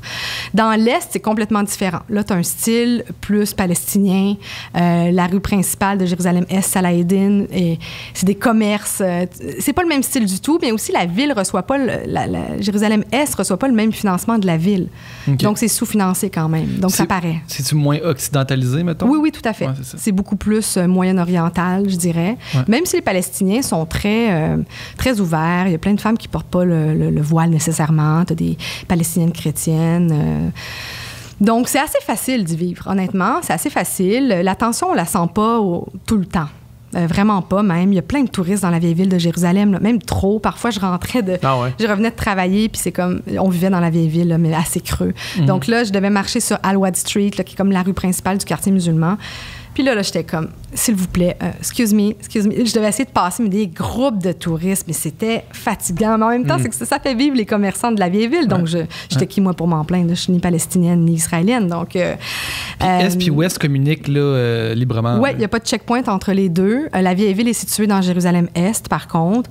Puis, quand je vous dis qu'il y a tout un monde qui les sépare, c'est que c'est vraiment différent. Tu le sens quand tu passes dans l'Ouest. Mais c'est super près, là. C'est-à-dire que moi, en étant dans la vieille ville, je sortais par la porte de Jaffa, j'arrivais dans l'Ouest directement. Je pouvais aller prendre une bière. On allait prendre des bières avec des amis au Ataklit, là. J'allais manger des sushis aussi dans ce qu'on appelle German Colony. Après, le même soir, je pouvais aller dans l'Est, aller sur une terrasse avec une vue sur la vieille ville. Je sais pas, moi, manger de n'importe quoi. L'italien. Non, oui, tout à fait. Donc, tu sais, c'est assez facile d'y vivre. On sent pas les tensions, sauf que quand tu vis là assez longtemps, tu sais très bien qu'il suffit d'une étincelle pour que le visage de la ville change complètement. C'est pas long, là. Ouais. C'est vraiment comme ça. C'est un claquement de doigts, puis à un moment donné, là, tout à coup, ça change. Là. C'est plus la petite ville touristique, le fun, l'oasis de coexistence, c'est plus ça du tout, là. Puis je pense qu'il faut vivre là, puis bien connaître le contexte pour reconnaître les indices. Quand ça arrive. Oui, quand ça arrive. Puis quand ça commence à monter, la tension aussi, savoir... Quand c'est le temps de t'en aller chez vous. Oui, exactement. Ou quand c'est le temps de t'éloigner un petit peu de la foule. Quand c'est le temps de ne pas te mettre au mauvais endroit par rapport à la police israélienne. Tu sais, il y a des touristes qui viennent, ils prennent des photos avec la police israélienne. C'est la dernière chose à faire. Parce que parfois, il y a des attaques sur la police israélienne. Puis quand la police, s'il y a quelqu'un, par exemple, un Palestinien qui s'avance avec un couteau vers la police israélienne, bien évidemment que évidemment, je devrais pas dire ça, mais la police israélienne va répliquer avec des tirs à balles réelles. Si tu te retrouves entre les deux, bonne chance. Ouais. Donc, et c'est très tendu dans ces moments-là aussi, parce que ça arrive, des tentatives d'attaque au couteau, ou des tentatives, je devrais dire, présumées d'attaque au couteau, parce que parfois, on n'est pas certain s'il y a eu vraiment une tentative d'attaque au couteau, mais il y a quand même eu un Palestinien mort par balle. Le retour. C'est arrivé à plusieurs reprises dans les dernières années. Ça arrive souvent, mais ça ne fait pas les manchettes internationales. Tout près de chez moi où je vivais à l'une des entrées de l'esplanade des mosquées, de l'autre côté d'un petit checkpoint, justement, qui contrôle l'entrée à l'esplanade des mosquées. Donc, chaque jour, quand je sortais et je rentrais, je devais passer par ce petit checkpoint-là.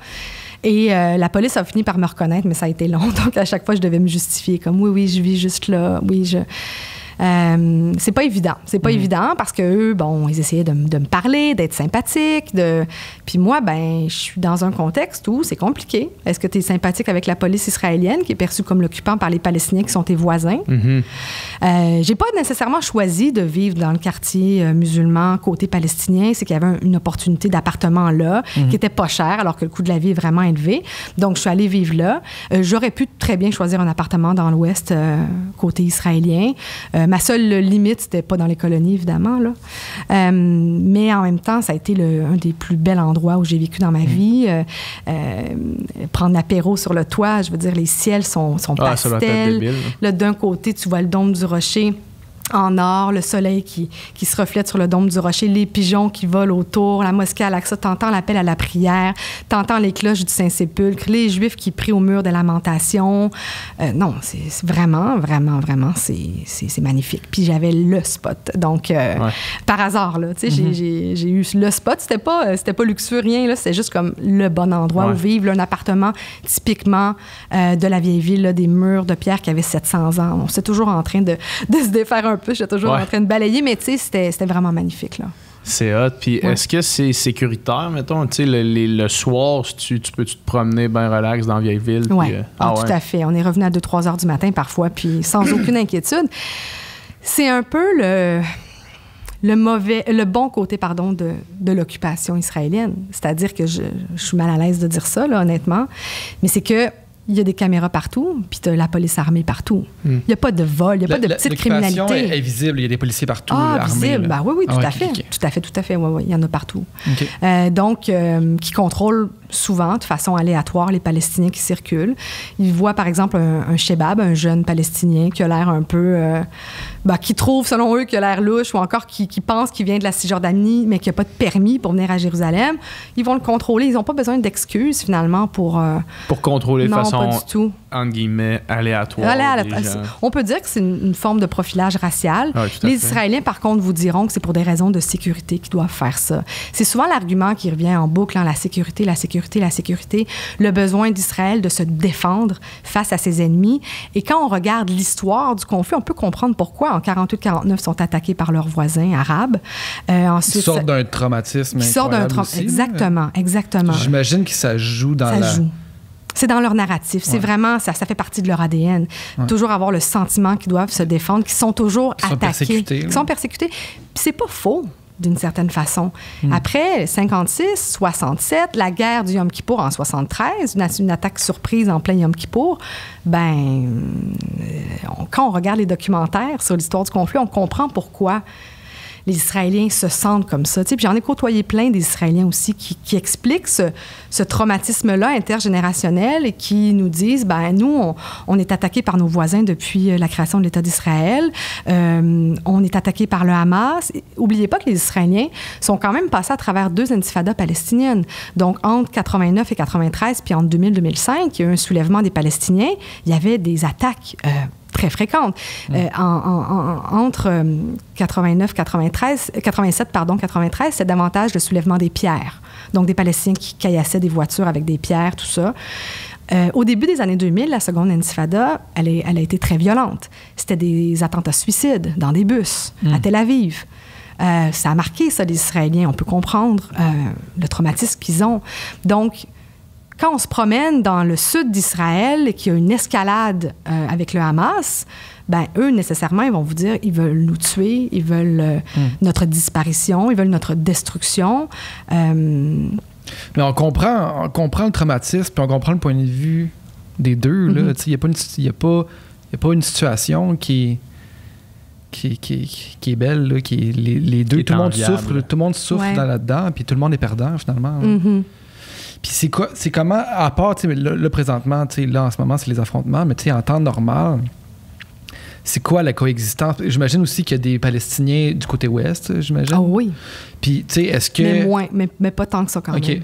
Ouais. Mais tu sais, est-ce que ça vit ensemble? Est-ce que dans les bars, ça se mélange? Est-ce que dans les lieux publics? Est-ce que c'est une bonne question. Est-ce que ton collègue au bureau, il est palestinien, puis l'autre est israélien, puis ou c'est quand même séparé au sein de la société? En Israël, il y a 20% de la population qui est arabe israélienne, donc palestinien. Les Arabes israéliens en Israël, là, ce sont les descendants des Palestiniens qui sont restés sur le territoire israélien après la guerre de 48-49. Il y en a 20%. Okay. Donc, il y a des villes mixtes en Israël. Je pense à Nazareth, je pense à Lod, entre autres. Puis, c'est intéressant que tu poses la question parce qu'en ce moment, oui, il y a le front avec Gaza, là, mais ce qui est très, très inquiétant, ce sont les violences intercommunautaires qui se déroulent depuis le début de l'escalade dans les villes, à l'intérieur même de ces villes mixtes-là. Il y a des guerres civiles en même temps, finalement. Bien, c'est des images de guerres civiles qui nous parviennent, en tout cas jusqu'ici, où on voit des affrontements entre des Juifs et des Arabes israéliens. Les deux ont le passeport israélien, là. Ouais. Mais ils s'affrontent. Par exemple, on a pu voir un Arabe israélien ou un Palestinien être lynché par un groupe de Juifs extrémistes en direct à la télé. Ouais. On a pu voir des Juifs se faire battre en direct à la télé. Il y a eu des barrages filtrants où on demande est-ce que tu es juif ou tu es arabe. Ça fait peur, quand même. Et ça, c'est ce qui inquiète le plus en ce moment, les Israéliens. Au-delà de ce qui se passe à Gaza, où chaque escalade a un peu suit des règles peut-être, un peu plus que ce genre d'affrontement-là. Et les affrontements intercommunautaires se sont étendus comme une traînée de poudre à une douzaine de villes mixtes en Israël. Et donc, la police, Israël a dû envoyer des renforts de la police. Donc là, c'est un peu contenu, mais il y a eu des synagogues incendiées, des gens qui ont été blessés gravement, il y a eu des morts. Donc, ça, c'est vraiment un front qui inquiète encore plus. Donc, il y avait une certaine forme de coexistence, mais les Arabes israéliens ou les Palestiniens vous diront, d'Israël, les Palestiniens d'Israël, vous diront quand même qu'ils subissaient une discrimination systémique quand même en étant des citoyens de seconde classe. Il y en a d'autres Palestiniens d'Israël qui s'identifient vraiment comme Israéliens, d'autres qui s'identifient vraiment comme Palestiniens. C'est ça, ils n'ont pas toutes... Certains vont avoir plus une allégeance du côté d'Israël, puis d'autres plus du côté palestinien? Bien, je pense ils vont tous te dire qu'ils sont palestiniens, mais il y en a d'autres qui vont aussi te dire, moi, je suis... L'identité, c'est fluide, hein? Oui. Donc, il y en a qui vont dire, non, moi, j'aime pas quand tu m'appelles arabe israélien, moi, je suis palestinien. OK. Il y en a d'autres que tu vas dire, ah, toi, t'es palestinien. Non, je suis arabe israélien. Puis est-ce que je suis obligée de me mettre dans une case? Est-ce que je peux être à la fois arabe israélien, palestinien et chrétienne, par exemple? Ou et musulmane? Ça dépend des personnes. Mais l'arabe israélien vote aux élections israéliennes. Oui, il y a un passeport israélien. Ouais. Et ça, c'est intéressant parce que ceux de Jérusalem-Est, les Palestiniens de Jérusalem-Est, n'ont pas de passeport en majorité, pas de passeport israélien. Eux, ce qu'ils ont, c'est une carte, un permis de résidence pour vivre à Jérusalem qu'ils peuvent perdre à tout moment.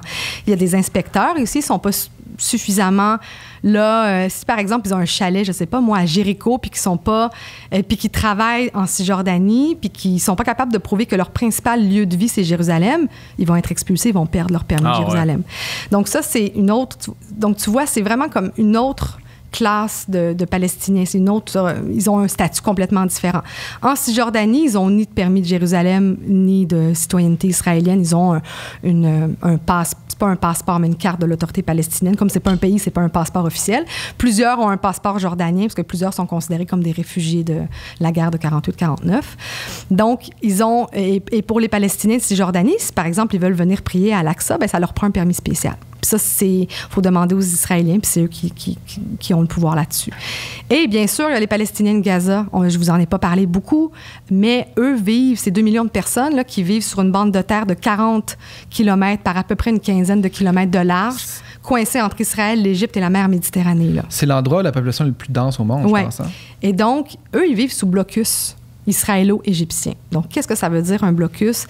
Ça veut dire que les mouvements des personnes et des biens est entièrement contrôlée par Israël et par l'Égypte. Principalement par Israël, parce que la principale, c'est pas une frontière, mais la principale frontière, si on veut, c'est pas une frontière internationalement reconnue, mais c'est Israël. Donc, et pour aller vers les territoires palestiniens, c'est beaucoup plus facile de passer par Israël que de traverser le Sinaï, de prendre un avion, d'aller en Jordanie, puis de retraverser en Cisjordanie. Et donc, ils vivent sous blocus depuis 2007, donc ça fait quoi, là, 14 ans? Depuis 2007, pourquoi ils vivent sous blocus? Israël a instauré un blocus sur la bande de Gaza après que le Hamas ait gagné les élections législatives dans la bande de Gaza en 2006. Et comme les Israéliens sortaient de la seconde intifada, durant laquelle le Hamas avait commis pas mal d'attaques, les Israéliens qui considèrent le Hamas comme un groupe terroriste ont imposé un blocus sur Gaza. Et donc, Israël contrôle tout ce qui rentre et qui sort de la bande de Gaza.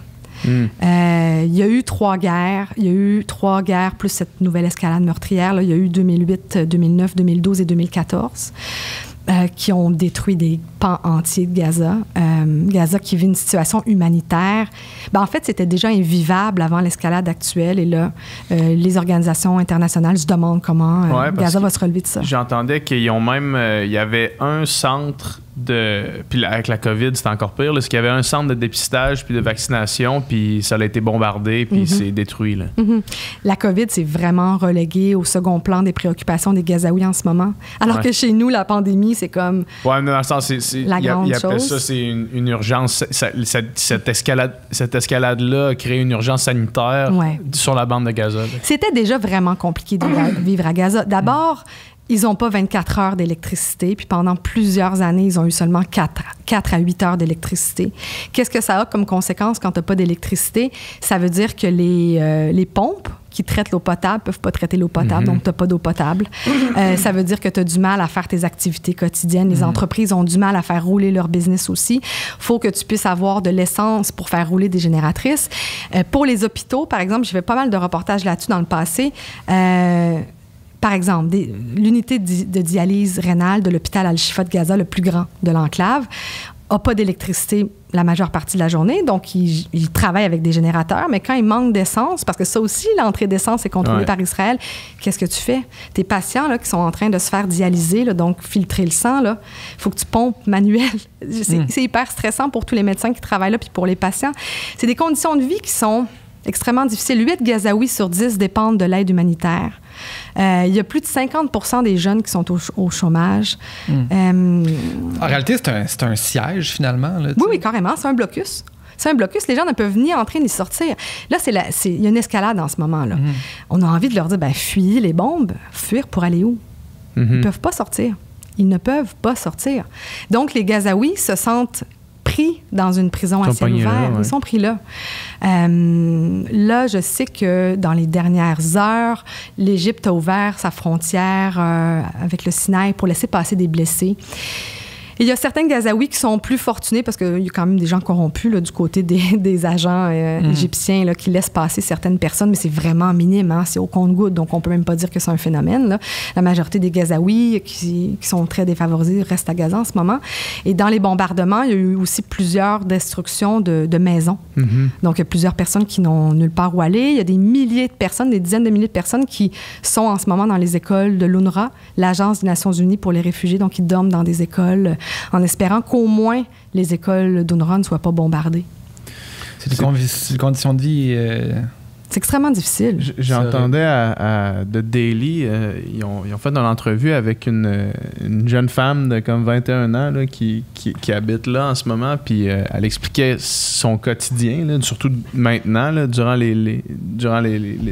l'escalade militaire. Puis elle disait, on est cloîtrés dans notre maison. Puis on check sur notre feed Twitter quand on peut voir si nos amis sont encore là, voir qu'est-ce qui vient de se faire bombarder. Puis elle dit quand on entend les bombes commencer à tomber, là, c'est ce que tu disais tantôt. C'est une de ses amies qui avait fait le tweet qui est devenu viral là, de dire on se rejoint toutes dans le salon. Elle est avec ses 4 frères et sœurs, ses 2 parents dans une petite maison, mais on se rejoint toutes dans le salon. Puis si on est pour mourir, on va mourir ensemble. Puis tu peux pas sortir de là, tu peux rien faire.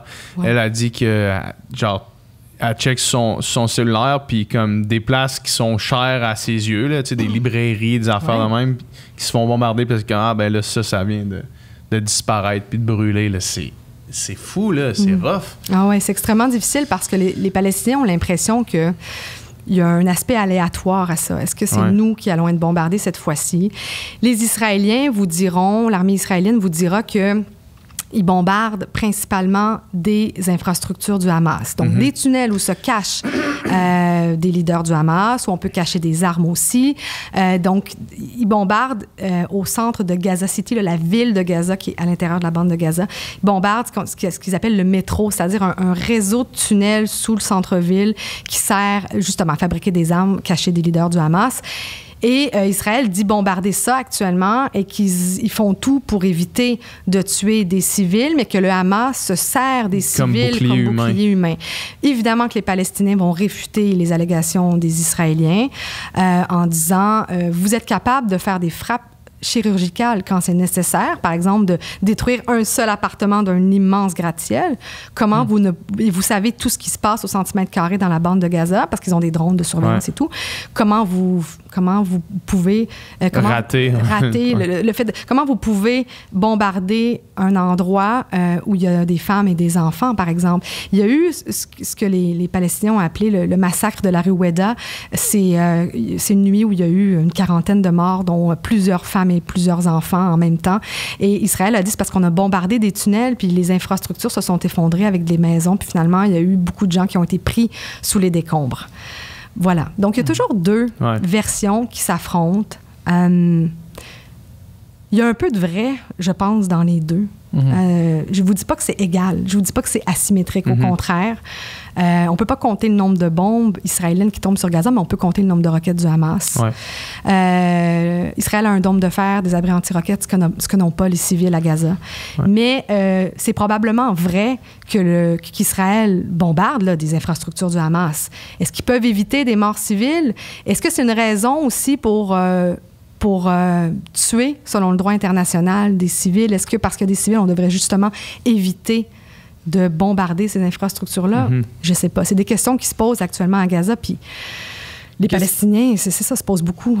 Qu'est-ce qui fait que c'est pas un crime de guerre, mettons?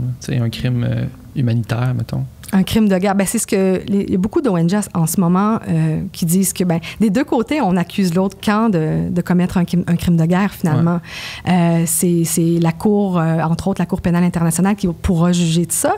Ça fait partie des lois... il y a des lois qui dictent un petit peu ce qu'on a le droit de faire en temps de guerre ou pas. Mais évidemment que de viser des endroits où il y a des civils ou de causer la destruction des maisons de civils, c'est pas permis, ça, dans le droit international qui encadre un petit peu les conflits armés. Puis notre Bibi, là, c'est quoi son taux? On a parlé un peu de la politique du côté palestinien, mais lui, je pense qu'il est en poste depuis 2009, si je ne me trompe pas.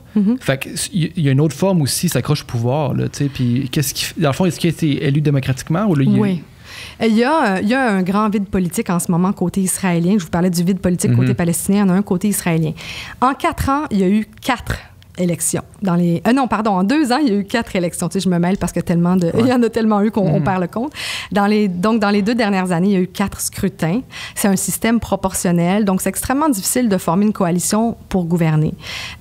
Cette fois-ci, encore, Benjamin Netanyahou n'a pas été en mesure de former une coalition. Et donc, le mandat a été donné à Naftali Bennett, qui est un de ses adversaires. Et Naftali Bennett pensait, ou en tout cas analysait l'idée de s'allier avec des partis arabes pour gouverner contre Bibi et pour aussi signer la fin du règne de Benjamin Netanyahou, qui est élu démocratiquement d'ailleurs. Mais là, avec ce qui se passe actuellement, avec l'escalade militaire, avec les violences aussi intercommunautaires à l'intérieur d'Israël, est-ce que c'est possible de faire ça? Non, c'est de moins en moins probable. Alors, Naftali Bennett a dit, je laisse faire, je ne serai pas capable de former un gouvernement, donc j'abandonne le mandat qui m'a été donné par le président israélien Reuven Rivlin. Et donc, probablement que ce qui va se passer, c'est qu'il y aura un autre scrutin, un 5e scrutin en 2 ans et demi, là, dans les prochains mois. Donc, Benjamin Netanyahou, est-ce qu'il a intérêt à cette escalade militaire-là. En tout cas, ça lui donne des munitions parce qu'il se présente comme celui qui est capable de gérer la situation. Puis ça fait en sorte que ses adversaires sont incapables de s'organiser, si on veut, pour former une coalition. Son taux d'approbation, de popularité est quand même assez bon, finalement. Oui, tout à fait. Le Likoud est populaire. Il y a eu quand même des grandes manifestations là, dans les derniers mois, dernières années contre Benjamin Netanyahou parce qu'il est aussi en procès pour fraude, corruption et abus de confiance. Et donc, sa cote de popularité a un peu baissé. Mais quand il y a un conflit comme ça, s'il réussit à bien gérer les choses, c'est-à-dire à donner une bonne raclée au Hamas, sans que le bilan humain côté israélien s'alourdisse trop, il pourrait sortir gagnant de cette situation-là. Après, si ça dégénère, par exemple, s'il y avait une invasion terrestre de l'armée israélienne à Gaza, qui est beaucoup plus risquée puis qu'il y avait beaucoup de morts côté israélien, peut-être que là, son étoile pâlirait. Est-ce qu'on peut imaginer que s'il y avait des changements de leader, mettons, des deux côtés, ça pourrait être une avenue vers régler cette crise-là ou ça va revenir au même, finalement, peu importe qui est au pouvoir? Je pense que c'est pas une question de leader. Je pense que c'est vraiment une question de fait sur le terrain. Je pense qu'il faut trouver des solutions à la situation actuelle, aux 50 ans d'occupation, au blocus à Gaza, entre autres. Peut-être que si c'était pas le Hamas qui était au pouvoir à Gaza, peut-être que les choses seraient différentes. S'il y avait des élections, puis s'il y avait plus Mahmoud Abbas, ben, ce serait peut-être le Hamas qui serait aussi en Cisjordanie. Donc, est-ce que ce serait encore pire? Peut-être. Si c'est pas Bibi qui est au pouvoir, Benjamin Netanyahou, ça peut aussi être quelqu'un qui est encore plus à droite que lui. Ça peut être encore pire. Ah ouais? Tu disais tantôt que tu avais vécu un moment où il y avait eu des bombardements à Jérusalem. C'est quoi? Comment ça se vit, ça? Qu'est-ce qui se passe quand ça arrive? Puis tu disais qu'il n'y avait pas eu les alarmes, là. Mais les alarmes, j'imagine, ça amène une couche de plus. Là. Mais comment est-ce que tu vis ça quand tu es là? Comme journaliste, on garde un sang-froid parce qu'on est professionnel. Parfois, dans la presse internationale, on a l'impression que tout le territoire est à feu et à sang, mais c'est pas toujours le cas. Là, donc, il faut quand même être clair. Là, que moi, je me suis jamais sentie menacée en étant à Jérusalem ou même en étant à Gaza ou ailleurs en Israël, là, dans des villes israéliennes. T'as jamais senti que ta vie était en danger dans ces situations-là? Non. Non. Mais est-ce que c'était juste parce que tu joues un peu à l'autruche? Parce que techniquement, il y a quand même un aspect aléatoire au truc qui pourrait faire que ta vie est plus en danger que sur le plateau Mont-Royal, mettons. Non, ça, c'est sûr. C'est sûr que probablement que mon espérance de vie diminuait quand j'étais là-bas. Là. Mais... souvent, on a l'image des journalistes qui couvrent des zones de conflit un peu comme des têtes brûlées qui vont prendre des risques. Bon, moi, c'est pas mon cas. Je suis hyper organisée. Je travaille de façon claire et je prendrai pas de risques inutiles. Donc, la plupart du temps, non, j'ai pas craint du tout pour ma vie. Tu sais, je suis privilégiée, j'ai un passeport canadien. S'il arrive quoi que ce soit, moi, je sors mon passeport en mode pardon, je suis canadienne. J'imagine que de tous les côtés, je lève les pieds. C'est bien perçu, un passeport canadien. En général, oui, c'est assez bien perçu. Moins pendant l'ère Stephen Harper, par contre. Ça, c'était plus compliqué.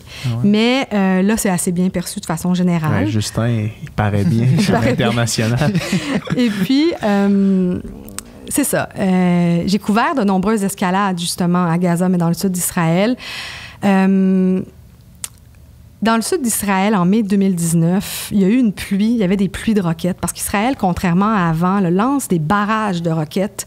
Le but, c'est d'en lancer le plus possible pour déjouer le dôme de fer, puis qu'il y ait quelques roquettes qui puissent passer à travers les mailles du filet puis causer des dommages. Et j'étais à Ashkelon quand il y a eu, à un moment donné, des centaines de roquettes. Et... oui, c'est stressant parce que j'étais sur le terrain d'une maison où la veille ou durant la nuit, il y avait une roquette qui avait tué un homme. J'allais rencontrer la famille pour faire des entrevues. Bon, j'allais voir comment ça se passait. Le trou dans la cour, il est béant. C'était vraiment un gros trou. L'homme, il était sur sa terrasse, il était en train de fumer une cigarette, puis il se disait probablement, comme plein d'Israéliens, bon, la roquette va pas atterrir chez nous. Ça sera pas ici. C'est atterri dans son jardin, et puis il y a eu des éclats d'obus, puis il est décédé, donc il est mort. À 3 reprises, en l'espace de quelques minutes, j'ai dû courir moi-même aux abris dans cette maison-là où l'homme a été tué, dans l'abri anti-roquette de cette famille-là. Il y avait un abri anti-roquette. Le gars, il a décidé de sortir de son abri pour fumer une smoke. les cigarettes vont vous tuer. Ça n'a jamais été confirmé par la police, cette version-là, mais non officiellement, c'est ce qui s'est vraiment passé. Ouais. Ben, à un moment donné aussi, quand il y a des alertes, des alarmes toute la nuit, j'imagine qu'il y a aussi, comme on normalise la situation, puis bon, je vais pas aller à l'abri cette fois-ci parce que, mais là, c'est arrivé que cette fois-là, il était au mauvais endroit au mauvais moment. Et c'est vrai que de courir aux abris, c'est stressant. Ouais, je veux dire, je peux en témoigner. J'ai vu aussi la peur dans les yeux des gens qui venaient de perdre un proche, donc la famille, ou, tu sais, un abri anti-roquette, là, c'est un peu comme une garde-robe, c'est tout petit, puis souvent, les gens entreposent, je sais pas moi, leur boisson gazeuse. Dans ces endroits-là, c'est un peu comme un garde-manger, finalement. C'est tout petit, mais c'est renforcé. Et on était tous coincés comme ça dans l'abri anti-roquette, puis on attend, puis on entendait les booms. Donc, ça veut dire qu'il y a des roquettes qui tombaient à des endroits. Et après, on a pris la route. Et quand il y a une alarme, puis on est sur la route, il faut arrêter, sortir et se mettre par terre, couché au sol, les mains sur la tête. Donc, ça aussi, c'est arrivé. Pourquoi? Parce que s'il y a une roquette, souvent, parce qu'il y a deux choses. S'il y a une roquette qui tombe près, les éclats d'obus vont aller dans les airs, donc il faut être au sol, mais aussi parce qu'il y a des missiles guidés aussi qui visent parfois des véhicules. Donc là, nous, on était très près de la clôture avec Gaza. Donc, ça aurait été possible que le véhicule dans lequel on était soit visé par un missile guidé. Donc là, dès qu'il y a une alarme, on sort de la voiture puis on se met plus loin au sol. Donc, je l'ai vécu, puis c'est vrai que j'ai pas eu peur pour ma vie durant ces moments-là, mais j'ai pu comprendre, par contre, l'inquiétude des Israéliens. C'est vraiment dans ces moments-là où ça aide, comme journaliste, à mieux comprendre le narratif des Israéliens.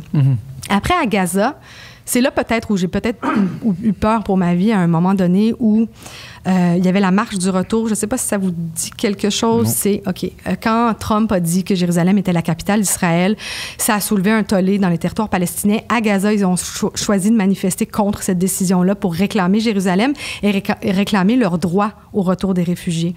Et donc, par milliers, les Gazaouis sont allés manifester le long de la clôture avec Israël et ils menaçaient... Est-ce que c'est littéralement une clôture? Oui. Il y a certains bouts, c'est des murs en béton. Puis il y a d'autres bouts, c'est vraiment juste des barbelés. Oui. Et donc, ils étaient là, puis ils se sont rendus jusqu'à la clôture et ils menaçaient, ils arrivaient avec des grosses pinces, puis ils menaçaient d'ouvrir pour eux retourner chez eux. Ce que eux considèrent comme chez eux. Et donc, évidemment, qu'Israël a eu peur d'avoir des infiltrations, je le mets entre guillemets, sur son territoire. Donc, ils ont déployé des snipers israéliens tout le long de la clôture. Vraiment le long des 40 km de la bande de Gaza. Puis c'était des milliers de Gazaouis qui allaient manifester aussi contre le blocus. Alors, c'est une manifestation qui englobait toutes leurs revendications.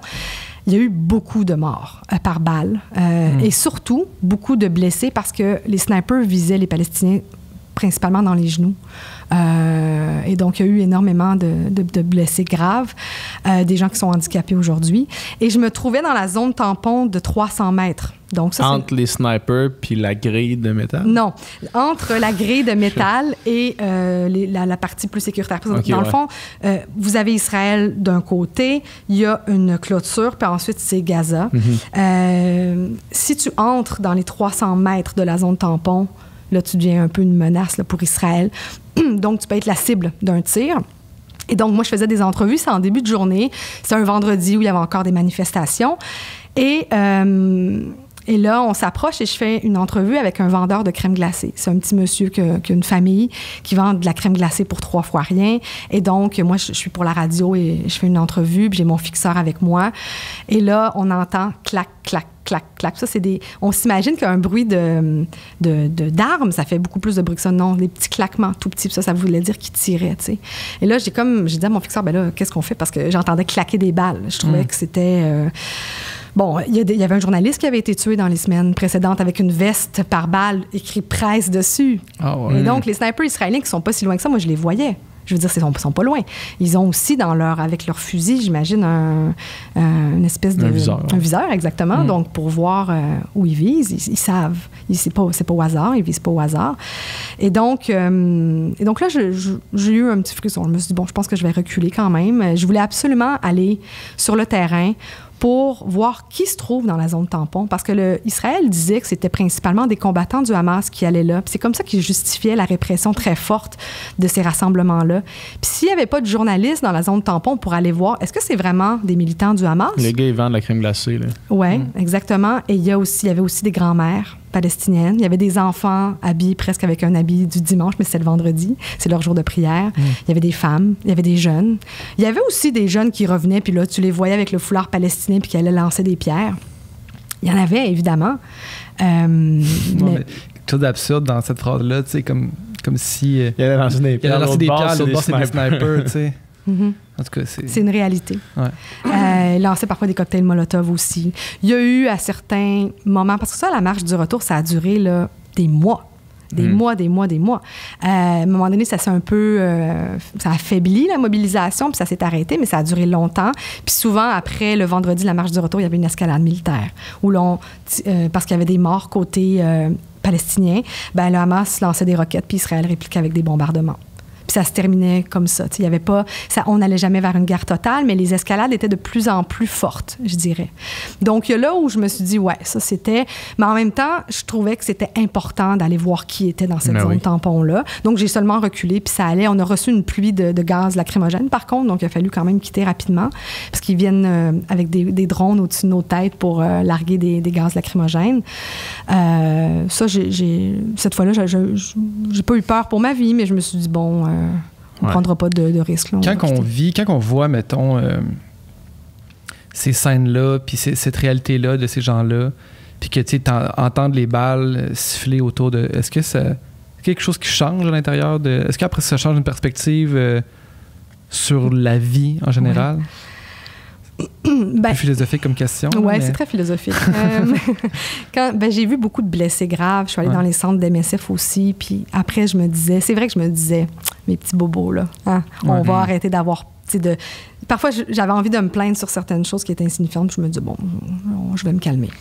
Ça, mais en même temps, je ne sais pas comment t'expliquer, mais comme journaliste, évidemment que je suis touchée par ce qui se passe, parce que je vois autant côté palestinien qu'israélien, ça, c'est sûr. Puis moi, ma méthode de travail, c'est que je me laisse imprégner par ce que je vois, par ce que je vis. Je laisse les émotions monter. Ça m'est déjà arrivé dans une entrevue quand j'étais au Kurdistan irakien où j'ai pleuré parce que j'étais trop touchée, parce que j'entendais un père qui avait perdu ses 2 filles aux mains de l'État islamique, du groupe État islamique, qui les cherchait encore aujourd'hui, qui avait été otage, fait esclave sexuel. Bref, j'ai été touchée, je me laisse imprégner par ça, mais après, quand je reviens, soit dans ma chambre d'hôtel ou chez moi, pour écrire mon reportage ou le monter, si c'est pour la radio, là, je prends la distance professionnelle nécessaire. Mais sinon, si tu n'as pas une certaine empathie, comment tu peux bien rapporter ce que vivent les gens sur le terrain? Puis moi, je pense que c'est ce qui est le plus intéressant en journalisme, c'est d'aller à la rencontre des gens de la rue. Je veux dire, la diplomatie, l'histoire, les couches géopolitiques, la théologie. Tu sais, ce conflit-là peut paraître complexe, mais quand on va parler aux gens dans la rue, il n'y a vraiment rien de compliqué. Ouais. Puis j'imagine que, tu sais, là, je vais extrapoler, mais quand tu vois ça, c'est plus difficile après ça j'imagine, d'être... d'accepter quand des gens ici disent que les mesures, c'est pour contrôler la population, là. Tu sais, les mesures sanitaires, mettons. Là, ça me fait sourire. C'est ça. C'est genre, tu penses qu'un gouvernement qui veut contrôler la population, c'est ça qui nous laisse aller dans un parc puis faire ce qu'on veut, là, tu sais?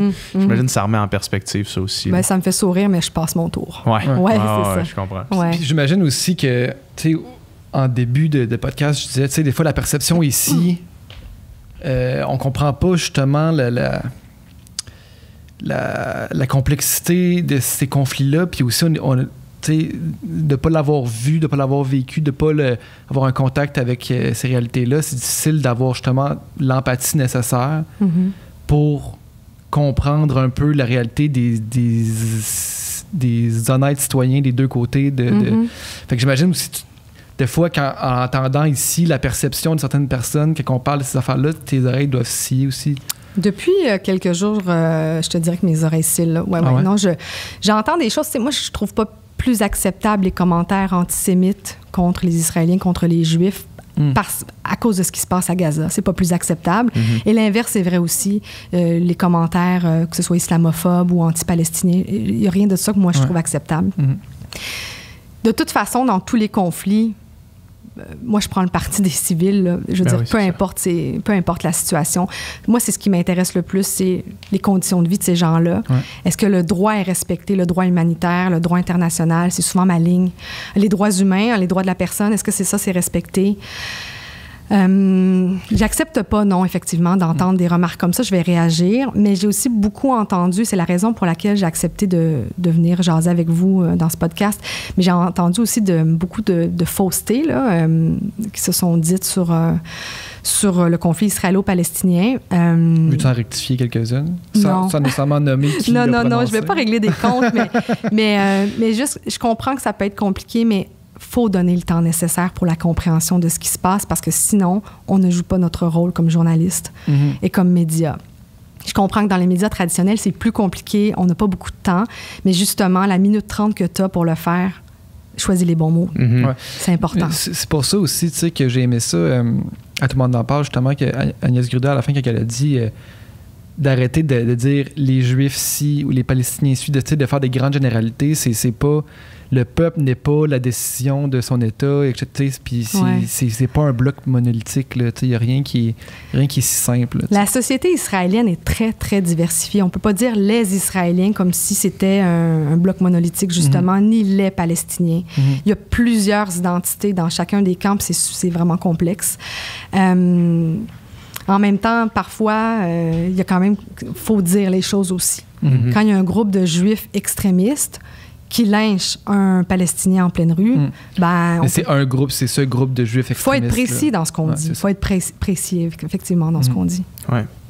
Merci beaucoup. Ça me fait plaisir. Merci à vous. C'était vraiment une super conversation. Puis je pense que ça va en éclairer plusieurs, dont moi.